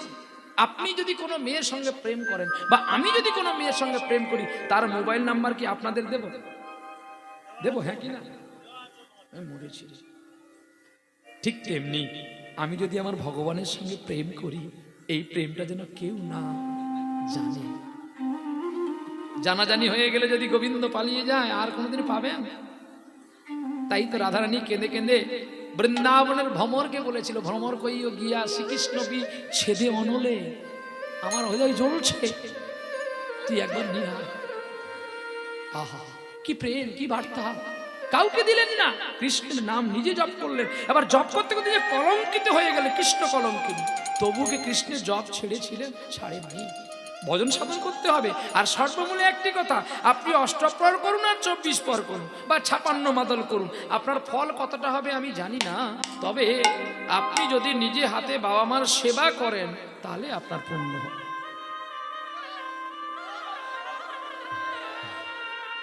তা নাহলে লোক দেখিয়ে ঢাক পিটানো আর এত লাইট জ্বালা, এত মাইক দিয়ে, এত কীর্তনিয়া নিয়ে কোনো লাভ হবে না। আপনারা বলবেন তোমাকে আনলাম আর তুমি আমার যশ গাইবে কি, তোমার আমার নিন্দা করছো? আমার ধারাটাই এটাই, আমি তোমার নিন্দা করছি না, আমি জাস্ট কথাটা তুলে দিয়ে যাচ্ছি। তুমি যতই যাও মন্দির মসজিদ, যতই করো গঙ্গা স্নান, মা বাবাকে না বাসলে ভালো তোমার হবে না খুশি গৌর ভগবান। নিতাই গৌর হরি বল, হরি বল। তাই বাবা মাকে ভালোবাসতে হবে, না খেয়ে খাওয়াতে হবে, ভিক্ষা করে এলে তাদের দিতে হবে। আর তাদের দোষ গুণ ধরে বাজারে গ্রামের লোক ডেকে বিচার আসনে বসবি না যে ও আমাকে সম্পত্তি কেন দেয়নি। কি এটা কোনোদিন করবেন না, দরকার নেই। ভিখারি হবেন তবু ভালো, কিন্তু সৎ হবেন। একদিন ঈশ্বর আপনাকে দিয়ে যাবে, আপনার কোনো চিন্তা করার দরকার নেই। বলুন তো, বাবা আপনাকে দিল না দাদাকে দিল, আপনাকে কেন দেয়নি? আপনি আর জন্মে আপনি ভাইকে ঠকিয়েছেন বলে এই জন্মে চোখে দেখে দেখে দিয়ে গেল। এর জন্য অনুতপ্ত করার দরকার নেই। রামায়ণ পড়ুন, রামায়ণে কি লেখা আছে? কইকেই কুবজা সুন্দরীর কথা শুনে, তাই তো নাকি? কার কথা শুনেছিল? কুজি মন্থরা। আরে কুবজা না, কুজি মন্থরা। কুজি মন্থরা কথা শুনে রামকে বনবাস দিল, ভরতকে রাজা করল। কিসের জন্য? সম্পত্তি পাওয়ার জন্য। কিন্তু এটাই কি কৈকেয়ীর আসল লক্ষ্য ছিল? না। আমরা প্রত্যেকে শাস্ত্র অধ্যয়ন করি, শাস্ত্র দর্শন করি, শাস্ত্র পড়ি, কিন্তু ব্যাখ্যাটাকে ভুল করি, জানেন? তাই মহাপ্রভু সার্বভৌম পণ্ডিতকে বারবার পরাজিত করেছিলেন শ্লোক সিদ্ধান্তে। শ্লোক সিদ্ধান্তে বারবার হারিয়ে দিয়েছিলেন। তাই শেষে বাসুদেব পণ্ডিত প্রণাম করেছিলেন মহাপ্রভুকে, যে আমার এত বড় বয়স হয়ে গেল, আমি এতদিন তাহলে মানুষকে ভুল সিদ্ধান্ত দিয়েছি, গৌরী তুমি আমায় ক্ষমা করো। সেই বাসুদেব সার্বভৌম পণ্ডিতকে এই ষড়ভুজ রূপ দেখিয়েছিলেন। সেই থেকে কলিযুগে দেখা গেল সার্বভৌম পণ্ডিতের ষড়ভুজ রূপ দর্শন। তার আগে ছিল না। তেতায় রাম, দাপরে কৃষ্ণ, কলিতে শ্রীকৃষ্ণ চৈতন্য মহাপ্রভু। তাহলে ভগবান কৃষ্ণের এই রূপ বর্ণনাগুলো কত সুন্দর সুন্দর। তাহলে ভগবান রামচন্দ্রকে বনে দিয়েছিল কেন কৈকেয়ী? না, রাম যদি অযোধ্যার রাজা হয়, ও যে সর্বৈশ্বর্যপূর্ণ ভগবান এটা কেউ জানবে না। ওর মধ্যে কতটা গুণ আছে বনে গেলে সবাই জানতে পারবে।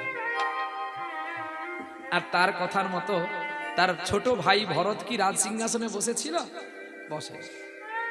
যেখানে ভরত রাজা গিয়েছিল, আপনারা হয়তো অনেকেই অর্থের অভাবে যেতে পারেননি, একবার যদি পারেন কষ্ট করে দেখে আসবেন। যেখানে রাজা ভরত তার দাদাকে ফিরিয়ে আনার জন্য মন্দাকিনী নদীর কাছে চিত্রকূট বলে একটি পর্বত। আচ্ছা, পর্বতের উপরে নদী হতে পারে এটা আপনাদের বিশ্বাস হবে না, কোনো কালে হওয়ার কথা নয়। কিন্তু রাজা ভরত যাবে বলে একটা নদীর সৃষ্টি করলেন রামচন্দ্র, যার নাম দিল গোদাবরী।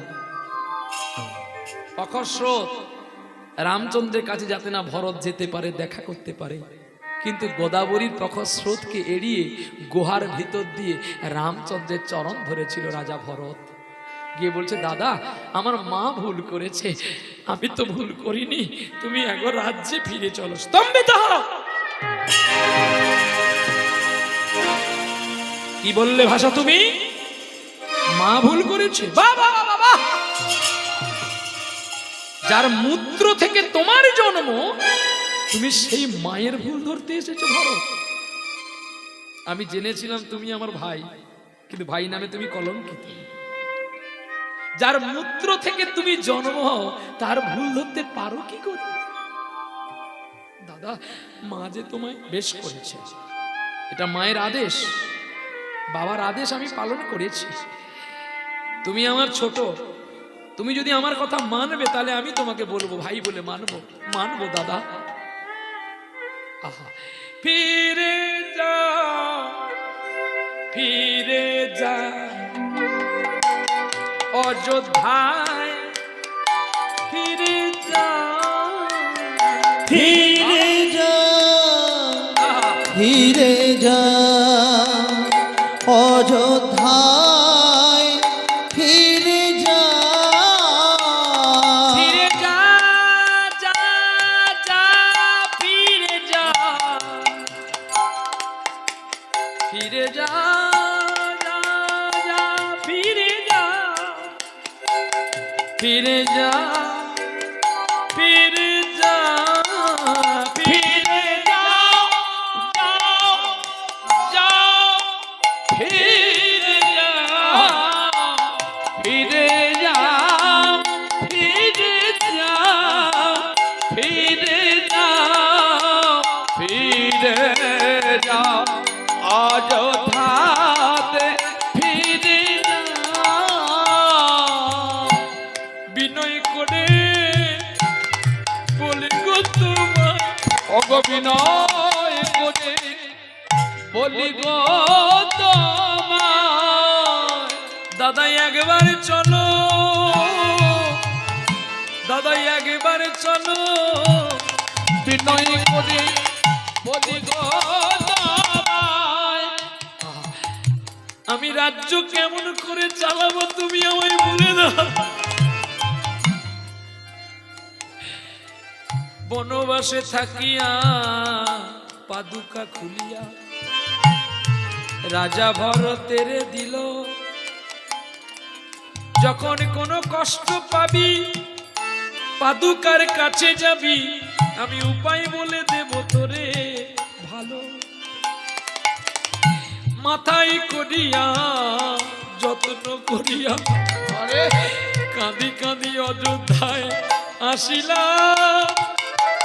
রাজ সিংহাসন পরে চরণ পাদুকা রাখিয়া কুশাসনে বসে রহিলা রে। আরে কুশাসনে বসি রহিলা, বলো এমন ভাই কার আছে? বলো ভাই কার আছে? ওরে বিষয় সম্পত্তি ভুলে গেছে, বলো এমন ভাই কারবাই আছে, ওরে চরণ পাদুকারি আশায় বসে আছে, বলো এমন ভাই কারবাই আছে। मेरा भाई कब आएगा?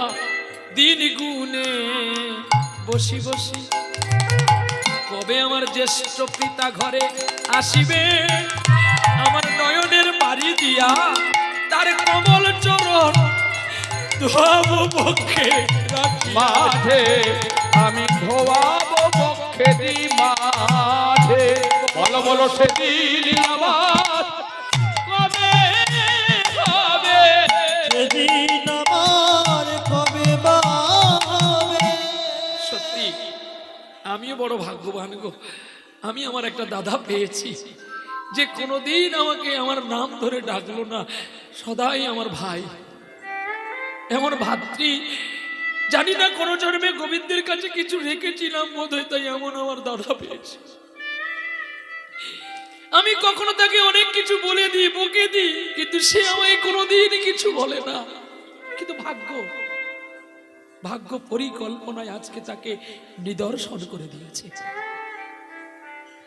এগুলো কর্মফল, কোন কৃতকর্মের ফল আজকে সে প্রায়শ্চিত্ত প্রাপ্তি হয়েছে। কিন্তু তা বলে কি আমি আমার দাদাকে প্রণাম করবো না? না আজকে কীর্তনিয়া হয়ে গেছি বলে আমার মা বাবার সেবা করবো না? তাহলে আপনারাই তো বলবেন তুমি বড় বড় কথা বলো, মা বাবাকে খেতে দাও না। কিন্তু না, পুত্র গেলে পুত্রই আসে, মা বাবা গেলে আরে অগপুত্র গেলে পুত্র আসে,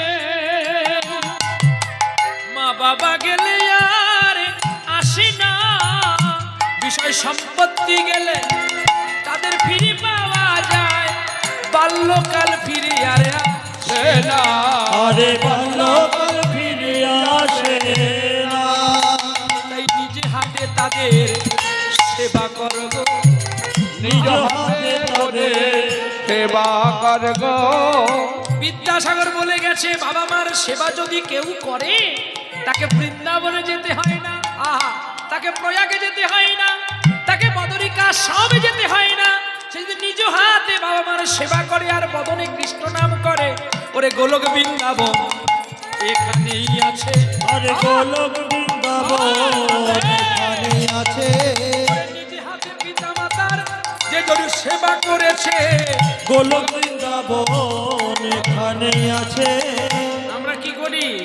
স্ত্রীর কথা মতো আলাদা হয়ে গিয়ে বাবা মার কাছ থেকে সরে পালিয়ে যাই। এতে ধন অর্থ অনেক হবে, রোজভেরি হবে, কিন্তু এলআইসিতে জমা হবে না রে। আহা, ওরে এলআইসিতে জমা হবে না রে। পরম বিষ্ণু হলো এলআইসি আর তার এজেন্ট হলো বাবা মা। পরম ব্রহ্মবস্তু এলআইসি তিনি মালিক, আর এজেন্ট হলো বাবা মা। আর একটা এজেন্ট হলো যে তোমায় চক্ষু দান দিয়েছে রে, আরে চক্ষু দান দিয়েছে রে ওরে জন্মে জন্মে সে তোমার পরম প্রভু রে। চক্ষু দান দিয়েছে রে। গুরু আর একটা এজেন্ট, গুরুদেব বলেন আরেকজন এজেন্ট। সেই গুরুর নিন্দা কখনো করবেন না, আর যেটা হয় গুরু নিন্দা সেটা যাবেন না, আর গুরু নিন্দিকের মুখ কখনো হেরবেন না। মদন চলে গেছে, ফিরে এলাম লীলাতে। শীতের রাত তো, যদি লীলা থেকে যায় আপনারা বলবেন খোকা কই লীলাটা মিলন হলো না, তাই ভাই। এবারে মদন চলছে ভিক্ষা করে কৃষ্ণ গুণ গান করতে করতে, আর এদিকে ছোট্ট ছেলে গোবিন্দ মদন তিনি বাড়িতে বাড়িতে ভিক্ষা করছে। আমার একটু তামাক দাও না গো, একটু দাও না। এই কার বাড়ি ছেলে রে তুই? কার বাড়ি ছেলে তুই? আমার বাবার নাম দুর্জন সিং। দুর্জন সিং এর ছেলে মেয়ে নেই, এই বয়সে তামাক খাবি, তোর মূল চাষ বের করে দেবো একদম আমি। একবার বলো। গোবিন্দ ছল ছল নয়নে দাঁড়িয়ে আছে, একটুকু সরেনি। গোবিন্দ মনে মনে ভাবছে আমি বিশ্বকে প্রহার করি আর তুই আমাকে প্রহার করবি, কর। একটু তামাক দিয়ে দিত, একটু তামাক দিয়ে দিয়েছে। আর একটা দোকানে গিয়ে বলছে, ও বাবা বাবা আমাকে একটা কলকে দাও না গো। কি করবি? আমার বাবা তামাক খাবে। দেখো, প্রবল প্রেম সে পালে পড়েকার প্রভু গো নিয়ম বদলতে দেখা। এতদিন আপনারা তার পুজো করেছেন, ভক্তি করেছেন, অঞ্জলি দিয়েছেন, তাকে কেঁদে কেঁদে ডেকেছেন। আজকে ভগবান বলে যারা আমাকে এক পয়সা দেয়, এক মুহূর্তের জন্য ডাকে, আমি তাদের চিরজনম ভরিয়ে দিয়ে যাই। নিতাই গৌর হরি বল হরি বল। প্রমাণ তো দেখে নেবেন, বৃহৎ কৃষ্ণ সারাবলিতে, বৃহৎ প্রভাস খণ্ডতে কি লেখা আছে? সুদামা বিপ্র ভগবানকে চায়নি, বরঞ্চ দিয়ে গেছে। ভগবান তাকে কিছু দেয়নি, সুদামা নেয়নি, সেটা তার নিজের কথা। কি যে হয় আমার দাস, আমি তার করি সর্বনা, তবু যদি সে ছাড়ে না আমার পাশ, আমি হইতাবে দাসের অনুদান। আমি তখনই হই তার দাসানুদাস। তখন সে চাকরের চেয়ে আরো হীন হয়ে সেই ভক্তের সেবা করে দিয়ে যায়। প্রমাণ রাজপ্রাসাদের মধ্যে দ্বারকা সভাতে কৃষ্ণ যে কাজটা করেছিল জগৎবাসীর কাছে বড় লজ্জিত। আমাদের বৈষ্ণব সমাজে লজ্জিত, আমাদের ব্রাহ্মণ সমাজে লজ্জিত। আমরা কি গর্ব করে বলি আমি ব্রাহ্মণ, আমি বৈষ্ণব? যে মানটা হারিয়ে দিয়ে গেলে ভগবান জগতের কৃষ্ণ পিতা সুদামার পাদ্য অর্ঘ্য করেছিল গো। আমার সকল দুঃখের প্রদীপ জেলে দিবস, জেলে দিবস নিবেদন, আমার ব্যথা পূজা হয়নি সমাপন, আমার সকল দুঃখের প্রদীপ জেলে দেব, জেলে করব নিবেদন, আমার ব্যথার পূজা হয়নি সমাপন। সুধামা এতদিন তুমি করেছো, আজকে আমাকে করতে দাও, আমার সকল পূজার অবসান হবে। নিজে হাতে পাদ্য অর্ঘ্য করলো, আর সেই পাদ্য অর্ঘ্য চরণামৃত নিজে গায়ে মেখে নিলেন। আর সত্যভামাকে বলছে সারা দ্বারকাটা ছড়িয়ে দাও গো, নালে অপবিত্র হয়ে যাবে। তাহলে ভগবানকে গোবিন্দ কোথায়, ভক্তকে গোবিন্দ কোথায় রাখেন চিন্তা করুন। তবে আমাদের সেই ভক্ত হতে হবে তো। নামের মালা জপ করবো, সুদে টাকা খাটাবো, লোকের ভিতে কেটে নিয়ে যাব, আমরা কোনোদিন ভাবো না। এই জন্য গৌরাঙ্গ ভজন পদাবলিতে বলেছে, আহা যদি গৌরী নাই আসিত কেমনে হইত, কেমনে ধরিতাম দেহে শিরাধার মহিমা, প্রেম রস সীমা জগতে জানা তোকে, আবার মধুর বৃন্দা বিপিন মাধুরী প্রবেশ চাতুরী সার, ওগো বড় যুবতী আবের ভগতি শকতি হইত কার। এবারে আছে গাও গাও পুন শ্রী গৌরাঙ্গের গুণ সরল করিয়া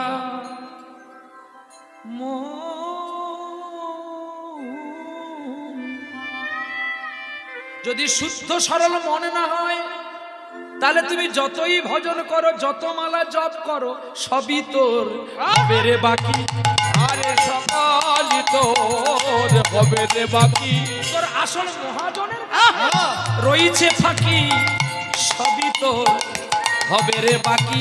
আসল মহাজনের কাছে হলো বাকি, এখন তোর হলো বাকি। আচ্ছা এটা জানুন তো, আপনারা যদি বারবার একটা দোকানে ধার করেন, সব দোকানে বিপদের সময় কেউ আপনাকে ধার দেবে? বলুন হ্যাঁ না বলবেন তো? কি গো, তাহলে আসল মহাজনের কাছে বাকি, ধার করে রেখেছি, আর তুই যত নামের মালা কর না কর, তোর সব হবে ফাঁকি। তোর আসল মহাজনের কাছে বহু বাকি, জন্মভূমির কাছে ভেবে দেখ না নাকি, মহাজনের কাছে হলো বাকি। ভাইরে আর হবে না, আর হবে না, আর হবে না, আর হবে না, এমন সাধের মানব জন্মখানি তোরে আর হবে না, আর হবে না।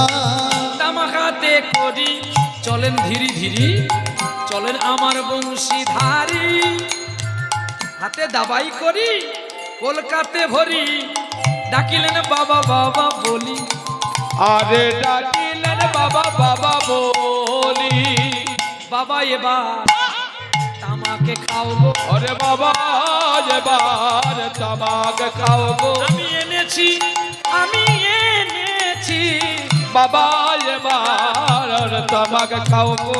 হে মদন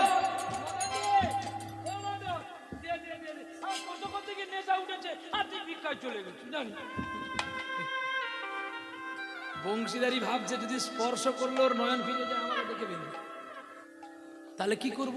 অন্ধ দেখতে পায় না। তিনি মায়া জগৎ সারণ করলেন, মায়া জগৎ যে ও দেখতে পেয়েও দেখতে পাবে না। যেই কলকাতা হাতে দিয়ে দিলে, ও মদন একটু আগুন দিয়ে দে না রে, আহা ভগবান পিছিয়ে যাচ্ছে। ভক্ত আমাকে আগুন দিতে পারে, আমি তো ভক্তকে আগুন দিতে পারি না। রাধে রাধে। জরাবের যখন কৃষ্ণকে নিধন করেছিল, জর্জরিত জরাদেহটাকে অর্জুন অগ্নিস্পর্শ করেছিলেন, কিন্তু ভক্ত আমাকে আগুন দিতে পারে, আমি কি করে আগুন দেব? কি রে দে রে। ভগবান নিরুপায় হয়ে গেলেন। রাধারানী বলছে আমি দেব না, আমার ভক্তকে আমাকে দিয়ে দাও, এতে যদি আমার অপরাধ হয় হোক।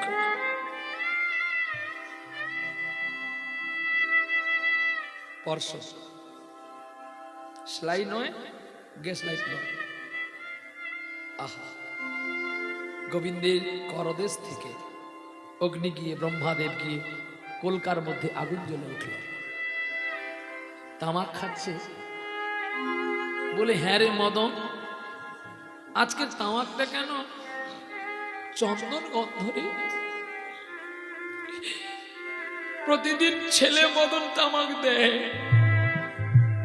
তাতে চন্দন গন্ধ থাকে না, কিন্তু আজকে ছেলে মদন ভিক্ষায় চলে গেছে, গোবিন্দ মদন রূপ সেজে নিজে হাতে তামাক দাবিয়েছে, যাকে চন্দনে চর্চিত করা হয়, তার সারা কেউ তো চন্দনই হয়ে যায় গো। গোবিন্দ মিথ্যে কথা ভক্তকে বলছে, বাবা যে দোকানে আমি তোমার জন্য তামাক ভিক্ষা করেছিলাম, সে দোকানদার যেই ডিবেতে তামাক রেখেছে সেই বস্তুর মধ্যে চন্দন কাঠ রেখেছে। তা নাই বুঝলাম, কেন কর্পূর গন্ধ করছে রে, আগুর গন্ধ করছে। ও ভাই, এক ডিবে যদি সব রাখে। জানিস মদন, আজ কি স্বাদ লেগেছে জানিস? ঠিক যেন আমি আমার মদন মোহনের প্রসাদ পাচ্ছি।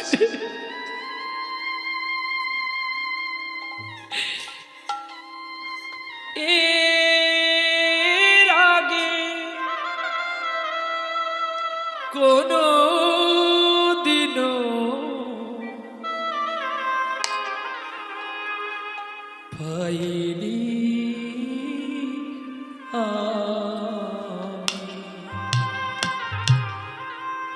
এর আগে আমি কোনোদিনই এমন স্বাদ পাইনি।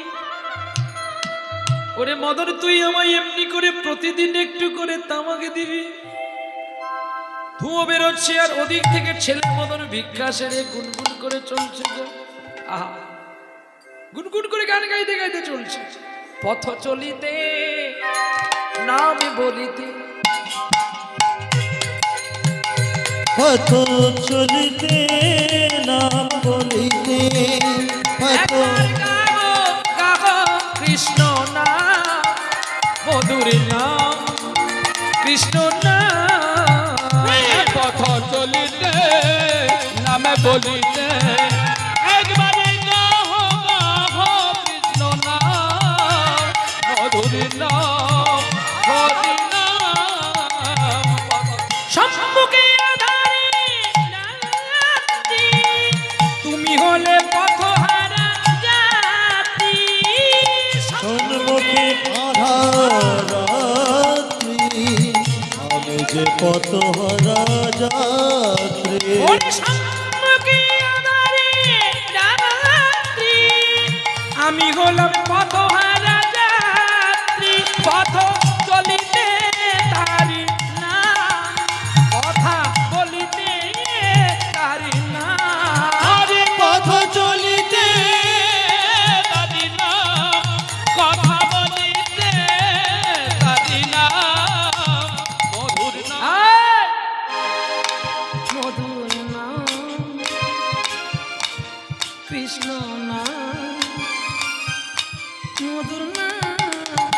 পথ চলিতে নাম বলিতে, পথ চলিতে নাম বলিতে, একবার গাহ গাহ কৃষ্ণ নাম, মধুর নাম কৃষ্ণ নাম। কি খাচ্ছে, এত ধুঁয়ো বেরোচ্ছে কেন? আর এই যে মদন নাচছে, এ মদন এখন ভয়ে পড়ে অদৃশ্যমান হয়ে গেছে। মুশকিল হয়ে যাবে যদি মদন আমাকে দেখে ফেলে। এখন মদন এসে বাবাকে বলছে, ও বাবা, বাবা কি রে বল, তোমাকে তামাক কে দিল? তুই এমন এমন প্রশ্ন করিস আমি তার উত্তর খুঁজে পাবো না। তুই এখনই আমায় তামাক দিলি আর আমি বলছি হ্যাঁ রে মদন, আজকে কেন তামাক চন্দন গন্ধ করছে? তুই প্রতিদিন আমাকে তামাক দিস, আমি তামাক গন্ধ পাই, আমার নেশাটা ভালো করে জমে। আর তোকে তামাকের কথা বলতে তুই তো বললি যে আমি বিষ্ণুপুরে ভিক্ষা করেছিলাম, চন্দন ডিবের ভেতরে, কর্পূর ডিবের ভেতরে চন্দন ছিল, তাই আমার তামাক গন্ধ চন্দন গন্ধ করছে। মদনের সন্দেহ হয়ে গেল। বাহ, আমি একা আমার বাবাকে ভালোবাসিনি, তুমি এসেছিলে প্রাণনা, তা না হলে বাবা তো মিথ্যে বলবে না। কিচ্ছু কাউকে বললেন না।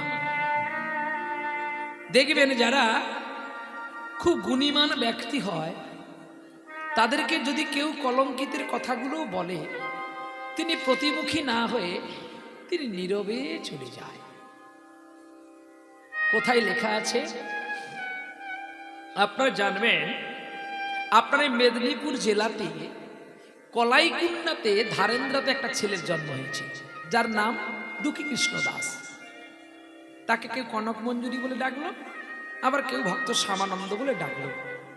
যখন শ্যামানন্দ প্রভুকে নবদ্বীপের হৃদয় চৈতন্য গোস্বামী প্রহার করেছিল, ওই নিত্যানন্দ তিলক মুছে শ্যামানন্দ পেয়েছিল, শ্যামানন্দ গুরুদেবের কাছে কোনো প্রতিবাদ করেছিল?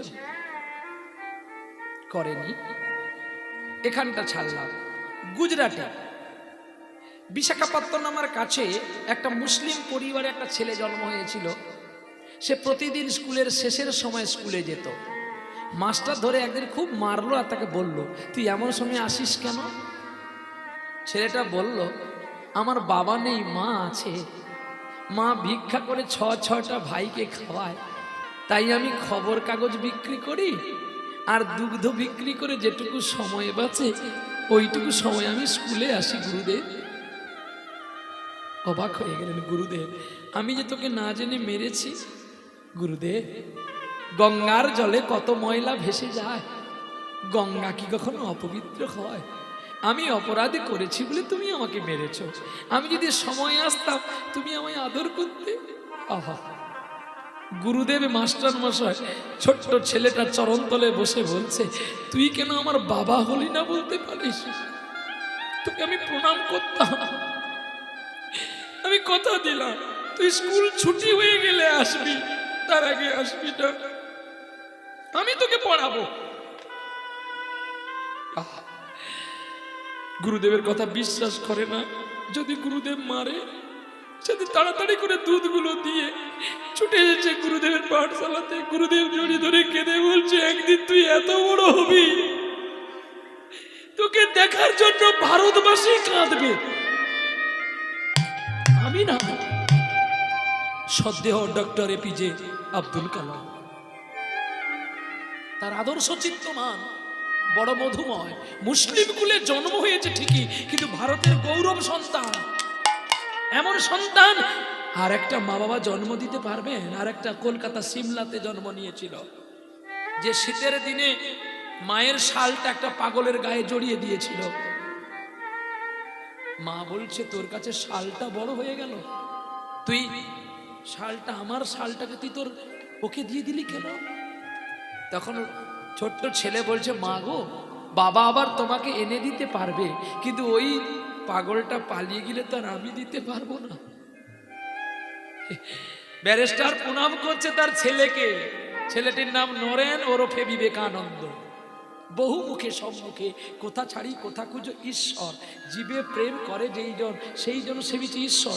আজকে ভগবানের লীলা কীর্তন গাইতে এসে যদি আপনাদের আমি রেগে মেগে কটুক্ষ বাক্য বলি, ভগবান খুশি হবে তো? আজকে আপনারাই আমার ভগবান। আপনারা কৃপা করে আছেন বলে আমার মতো জানোয়ারের শোভাকৃত হয়েছে। আপনারা নিচের আসনে বসে আমাকে উঁচু আসন দিয়েছেন, আপনারা পরীক্ষিতের আসনে বসে আমাকে সুখদেবের আসন দিয়েছেন। আমার কর্তব্য যতটুকু পারবো একটু ভক্তিলতার বীজের কথা বলে যাব, যে ভক্তিলতার বীজে আপনারা অবগাহন হয়ে শান্তি নিকেতনে ফিরবেন। নিতাই গৌর হরি বল, হরি বল। আজ আমি গর্বিত, আমি গর্বিত আমার মাকে, গর্বিত আমার বাবাকে। তাদের পবিত্র গর্ভে আমার মতো ক্ষুদ্র কীটের জন্ম হয়েছিল বলে, তারা কৃষ্ণ অনুরাগী ছিল বলে আজ আমি সুখদেবের আসন পেয়েছি। এর চেয়ে বড় পাওয়া পৃথিবীতে আর কিছু হতে পারে না। বিষয় সম্পত্তি দলিল খাতায় থাকবে, কিন্তু প্রহ্লাদ সকলের চরণে চরণে আছে, আশা করি থাকবে। আপনাদের সঙ্গে আবার আমার টেলিকাস্টে দেখা হচ্ছে বাংলার অগ্রহায়ণের 23 তারিখে সকাল 10টার সময় অভিমানপত্র পদ্মশ্রী উপাধি দেওয়ার জন্য আজকে সকালবেলা আমার অ্যাপয়েন্টমেন্ট হয়ে গেছে। সবাই মিলে দেখতে পাবেন। যদি আমি কৃপা পাই আবার আসবো আপনাদের চরণতলে হরিনাম প্রচার করার জন্য। আমি গর্বিত যে একদিন আমার বাবা পারেনি যেই জায়গায় পৌঁছাতে, আজকে আমার গোবিন্দ আমাকে সেই জায়গায় পৌঁছে দিচ্ছে। তবে আমি একা যাব না, অডিশন থেকে কৃপাবাড়ি হয়েছে, আমরা সবাই যাবে, আমরা সবাই যাব। আর ওখানে যদি আমি পাশ করে যাই অডিশনে, তো প্রথমে যাবে আমার অসহায় বলাই বাড়ি, যার কৃপাতে যাদের দয়াতে আজকে আমি এই ছত্রছায়াগুলো পেয়েছি। তাদের অক্লান্ত করুণা, অনেক অবদান এদের মধ্যেই আছে। এখানে অনেক সম্প্রদায় এসেছে যাদের সঙ্গে আমার অনেক পরিচিতি। এদের প্রত্যেকের ক্ষুদ্র ক্ষুদ্র বিন্দু কোণাতে আজকে সিন্ধু পরিবর্তিত হয়ে আমি এই জায়গায় এসেছি। আর অসীম কৃপা আমার কাকুর, আমার সঙ্গে রাগারাগি করে পালিয়ে গিয়েছিল। যখন আমি বাড়িতে বসে কাঁদছি, উনি স্বপ্ন দেখলেন আমি নাকি কাঁদছি। উনি তার নিজের সন্তানের দলকে ফেলে দিয়ে আবার এই কাঙালের দলে এসে গেছে। এটাই করুণা পাওয়া, এর চেয়ে বড় পাওয়া আর কিছু আছে বলে আমার জানা নেই। তাই গৌরী বল চলো। এইবারে মদন কিচ্ছু না বলে রাতে ঘুমিয়ে আছে, স্বপ্ন হয়ে গেল। মদন রে, কে? আমি তোর মদন।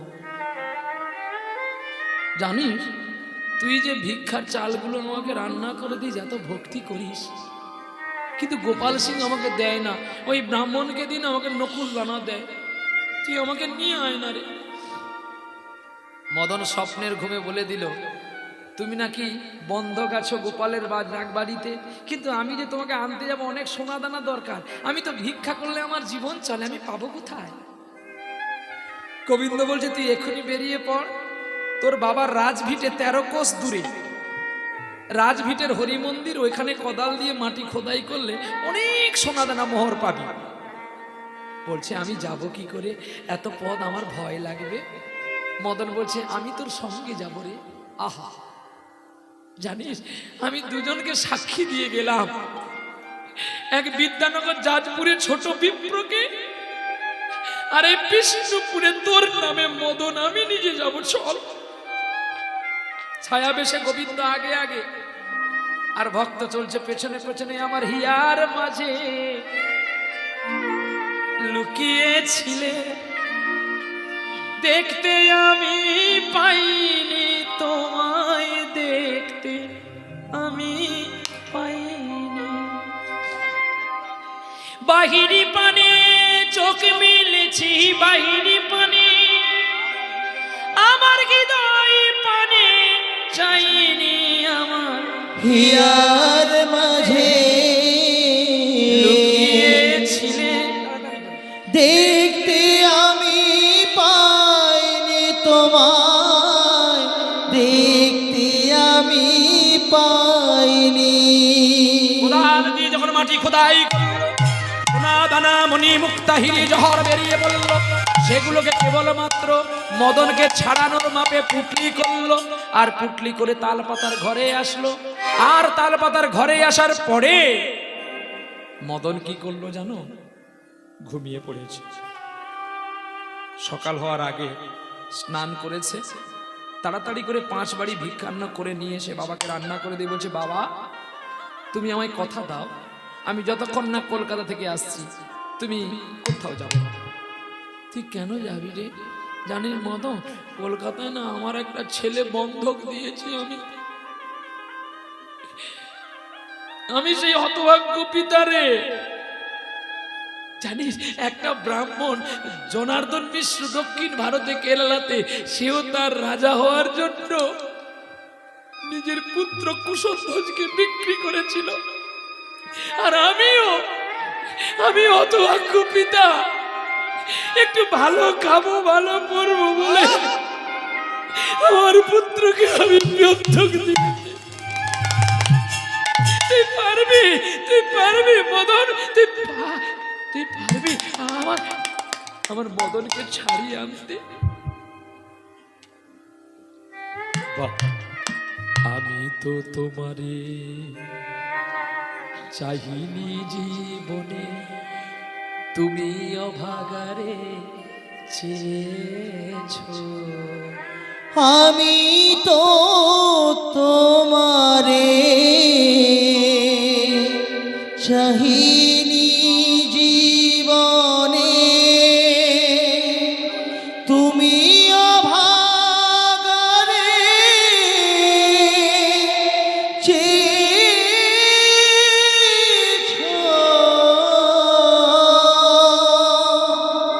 আমি তো যারে আপন করিতে পারিনি, তুমি তাহারে কোলে নিয়েছো।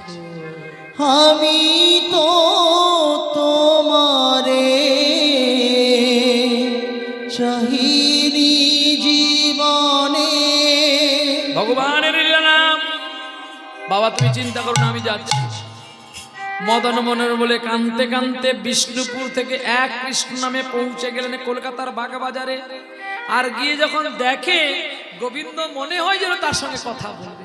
আহা, শিকি পাখা নয়ন পাতা বঙ্কি মোঠা, ও তোর সিকি পাখা নয়ন পাতা বন্ত্রী মোঠা, যেন দাঁড়াও ত্রিভঙ্গে, ত্রিভঙ্গে আধারে মুরলী লয়ে দাঁড়াও ত্রিভঙ্গে,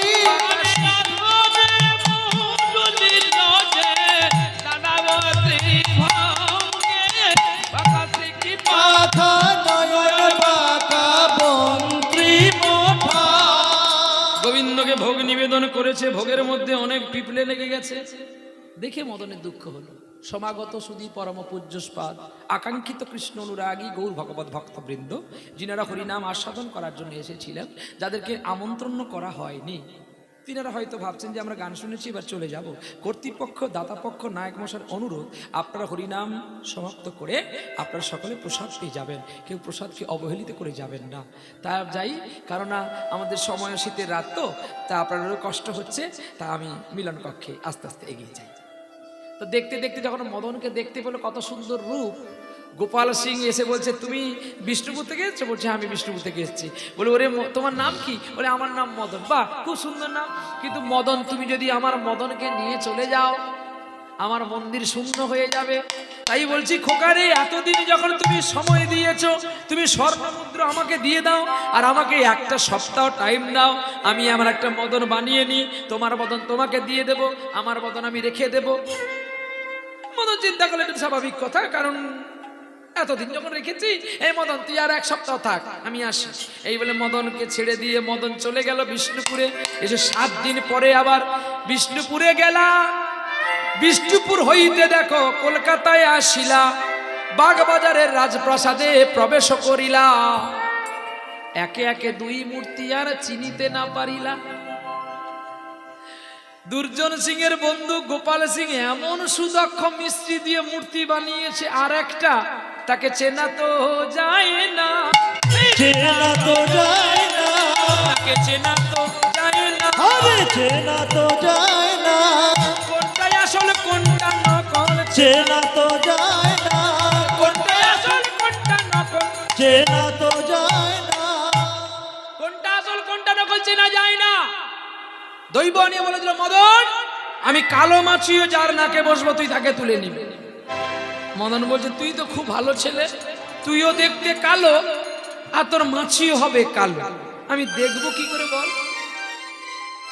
যা যা আহা আপনি মন্দিরে যা যা রে আপনা মন্দিরে যা যা রে আপন মন্দির বাজা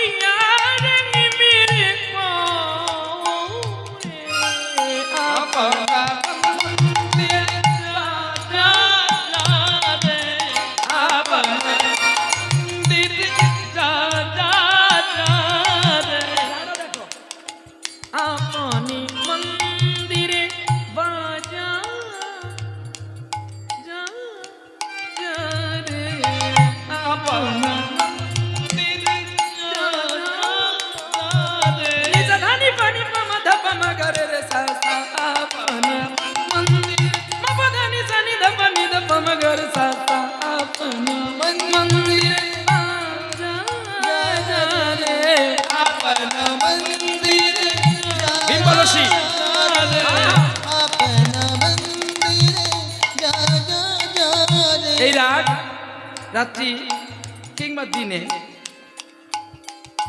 মধ্যাহ্নকালে গাওয়াটা আমাদের কর্তব্য। রাগ ভীম পলশী।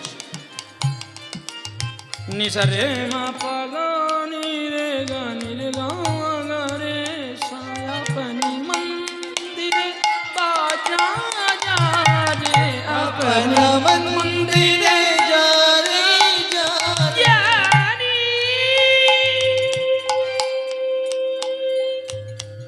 এই রাগ সানাইয়ের মধ্যে বাজিয়ে ওস্তাদ বিসমিল্লাহ খাঁ সাবজি সারা বিশ্বকে জয় করে নিয়েছিল। একটাই রাগ বিসমিল্লাহ খাঁ সাবজি, যাকে আপনারা মুসলমান বলে ঘৃণা করেন, ওরা গোমাংস খায় বলে আপনারা নিন্দা করেন, তাহলে আপনারা গরু বিক্রি করেন, আপনাদের অপরাধ নয়? এই জন্য বলে যদি ভালো করে নিজেকে চিনবি বড় আয়নার কাছে যা, আয় যুক্ত না, আয় না, হয় আয় নাহলে না। কি সুন্দর কথা দেখো, 10 টাকার আয়নাতে লক্ষ টাকার মুখ দেখা যায়, আবার 10 টাকার আয়না না হলে কিন্তু লক্ষ টাকার মুখটাকে দেখা যায়। বাবা আপনি মন্দিরে বাজা যা রে আপনি মন্দিরে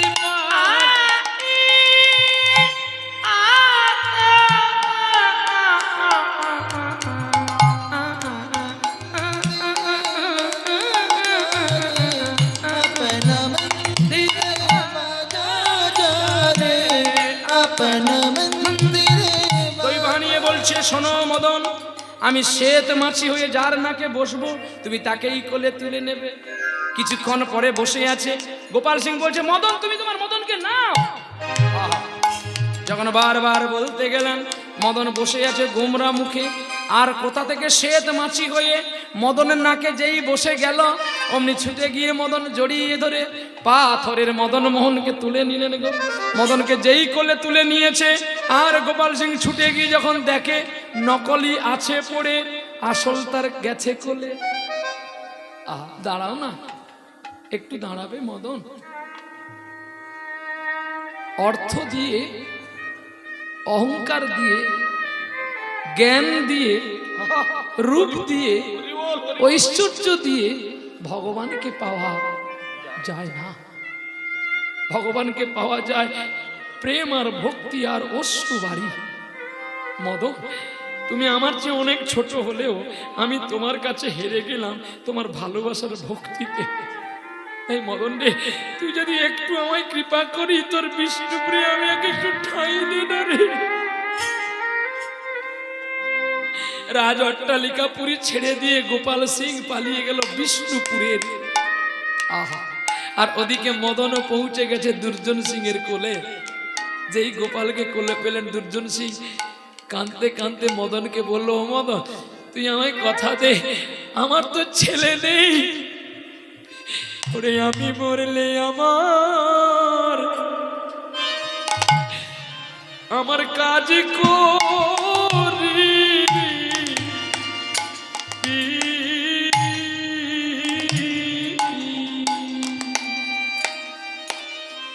মদন রে আমি মরলে তুই আমি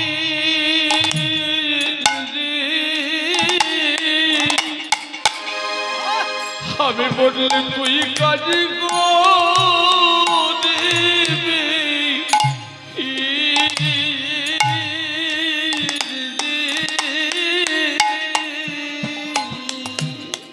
আর বলতে বলতে দুর্জন মারা গেল।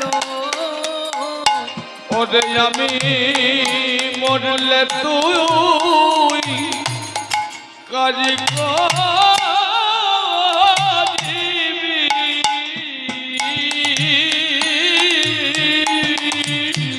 আর এক মদন নাই, দুটি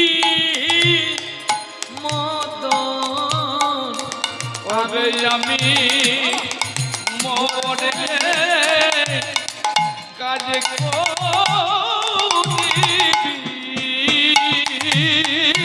অচল বিগ্রহ হইতে সচল বেরিয়ে এলো।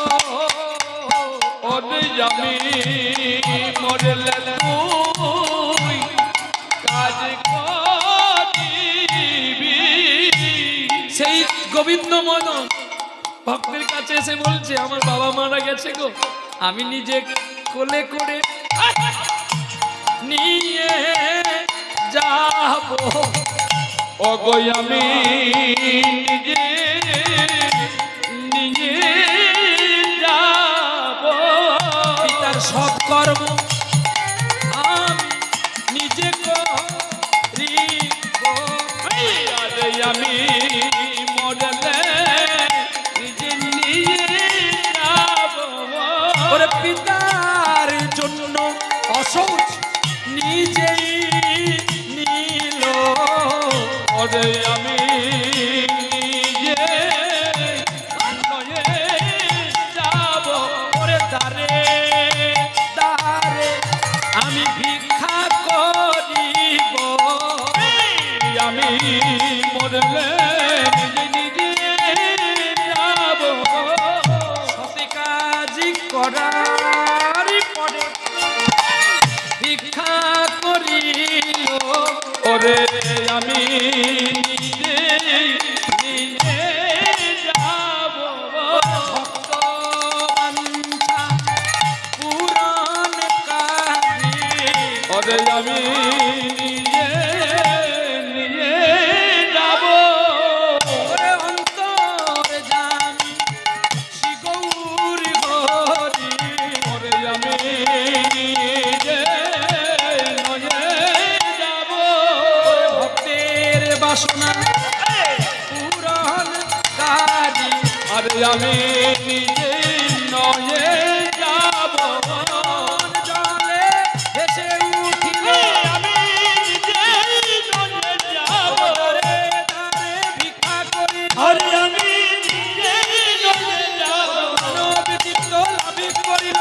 আমি নিজে নিজে ওরে ভক্তের আশা পূরণ করিল। তাই নিজেই নয়ে আরে যাব। জয় রাধে শ্রী রাধে বলে, আমি নিজে নয়ে যাব। আরে জয় রাধে শ্রী রাধে বলে, আমি ওরা রাধে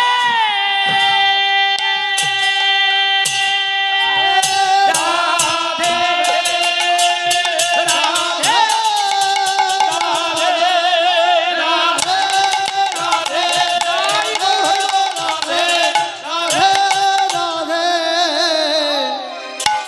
আরে ভগতের লাগি সত কাজ করিব।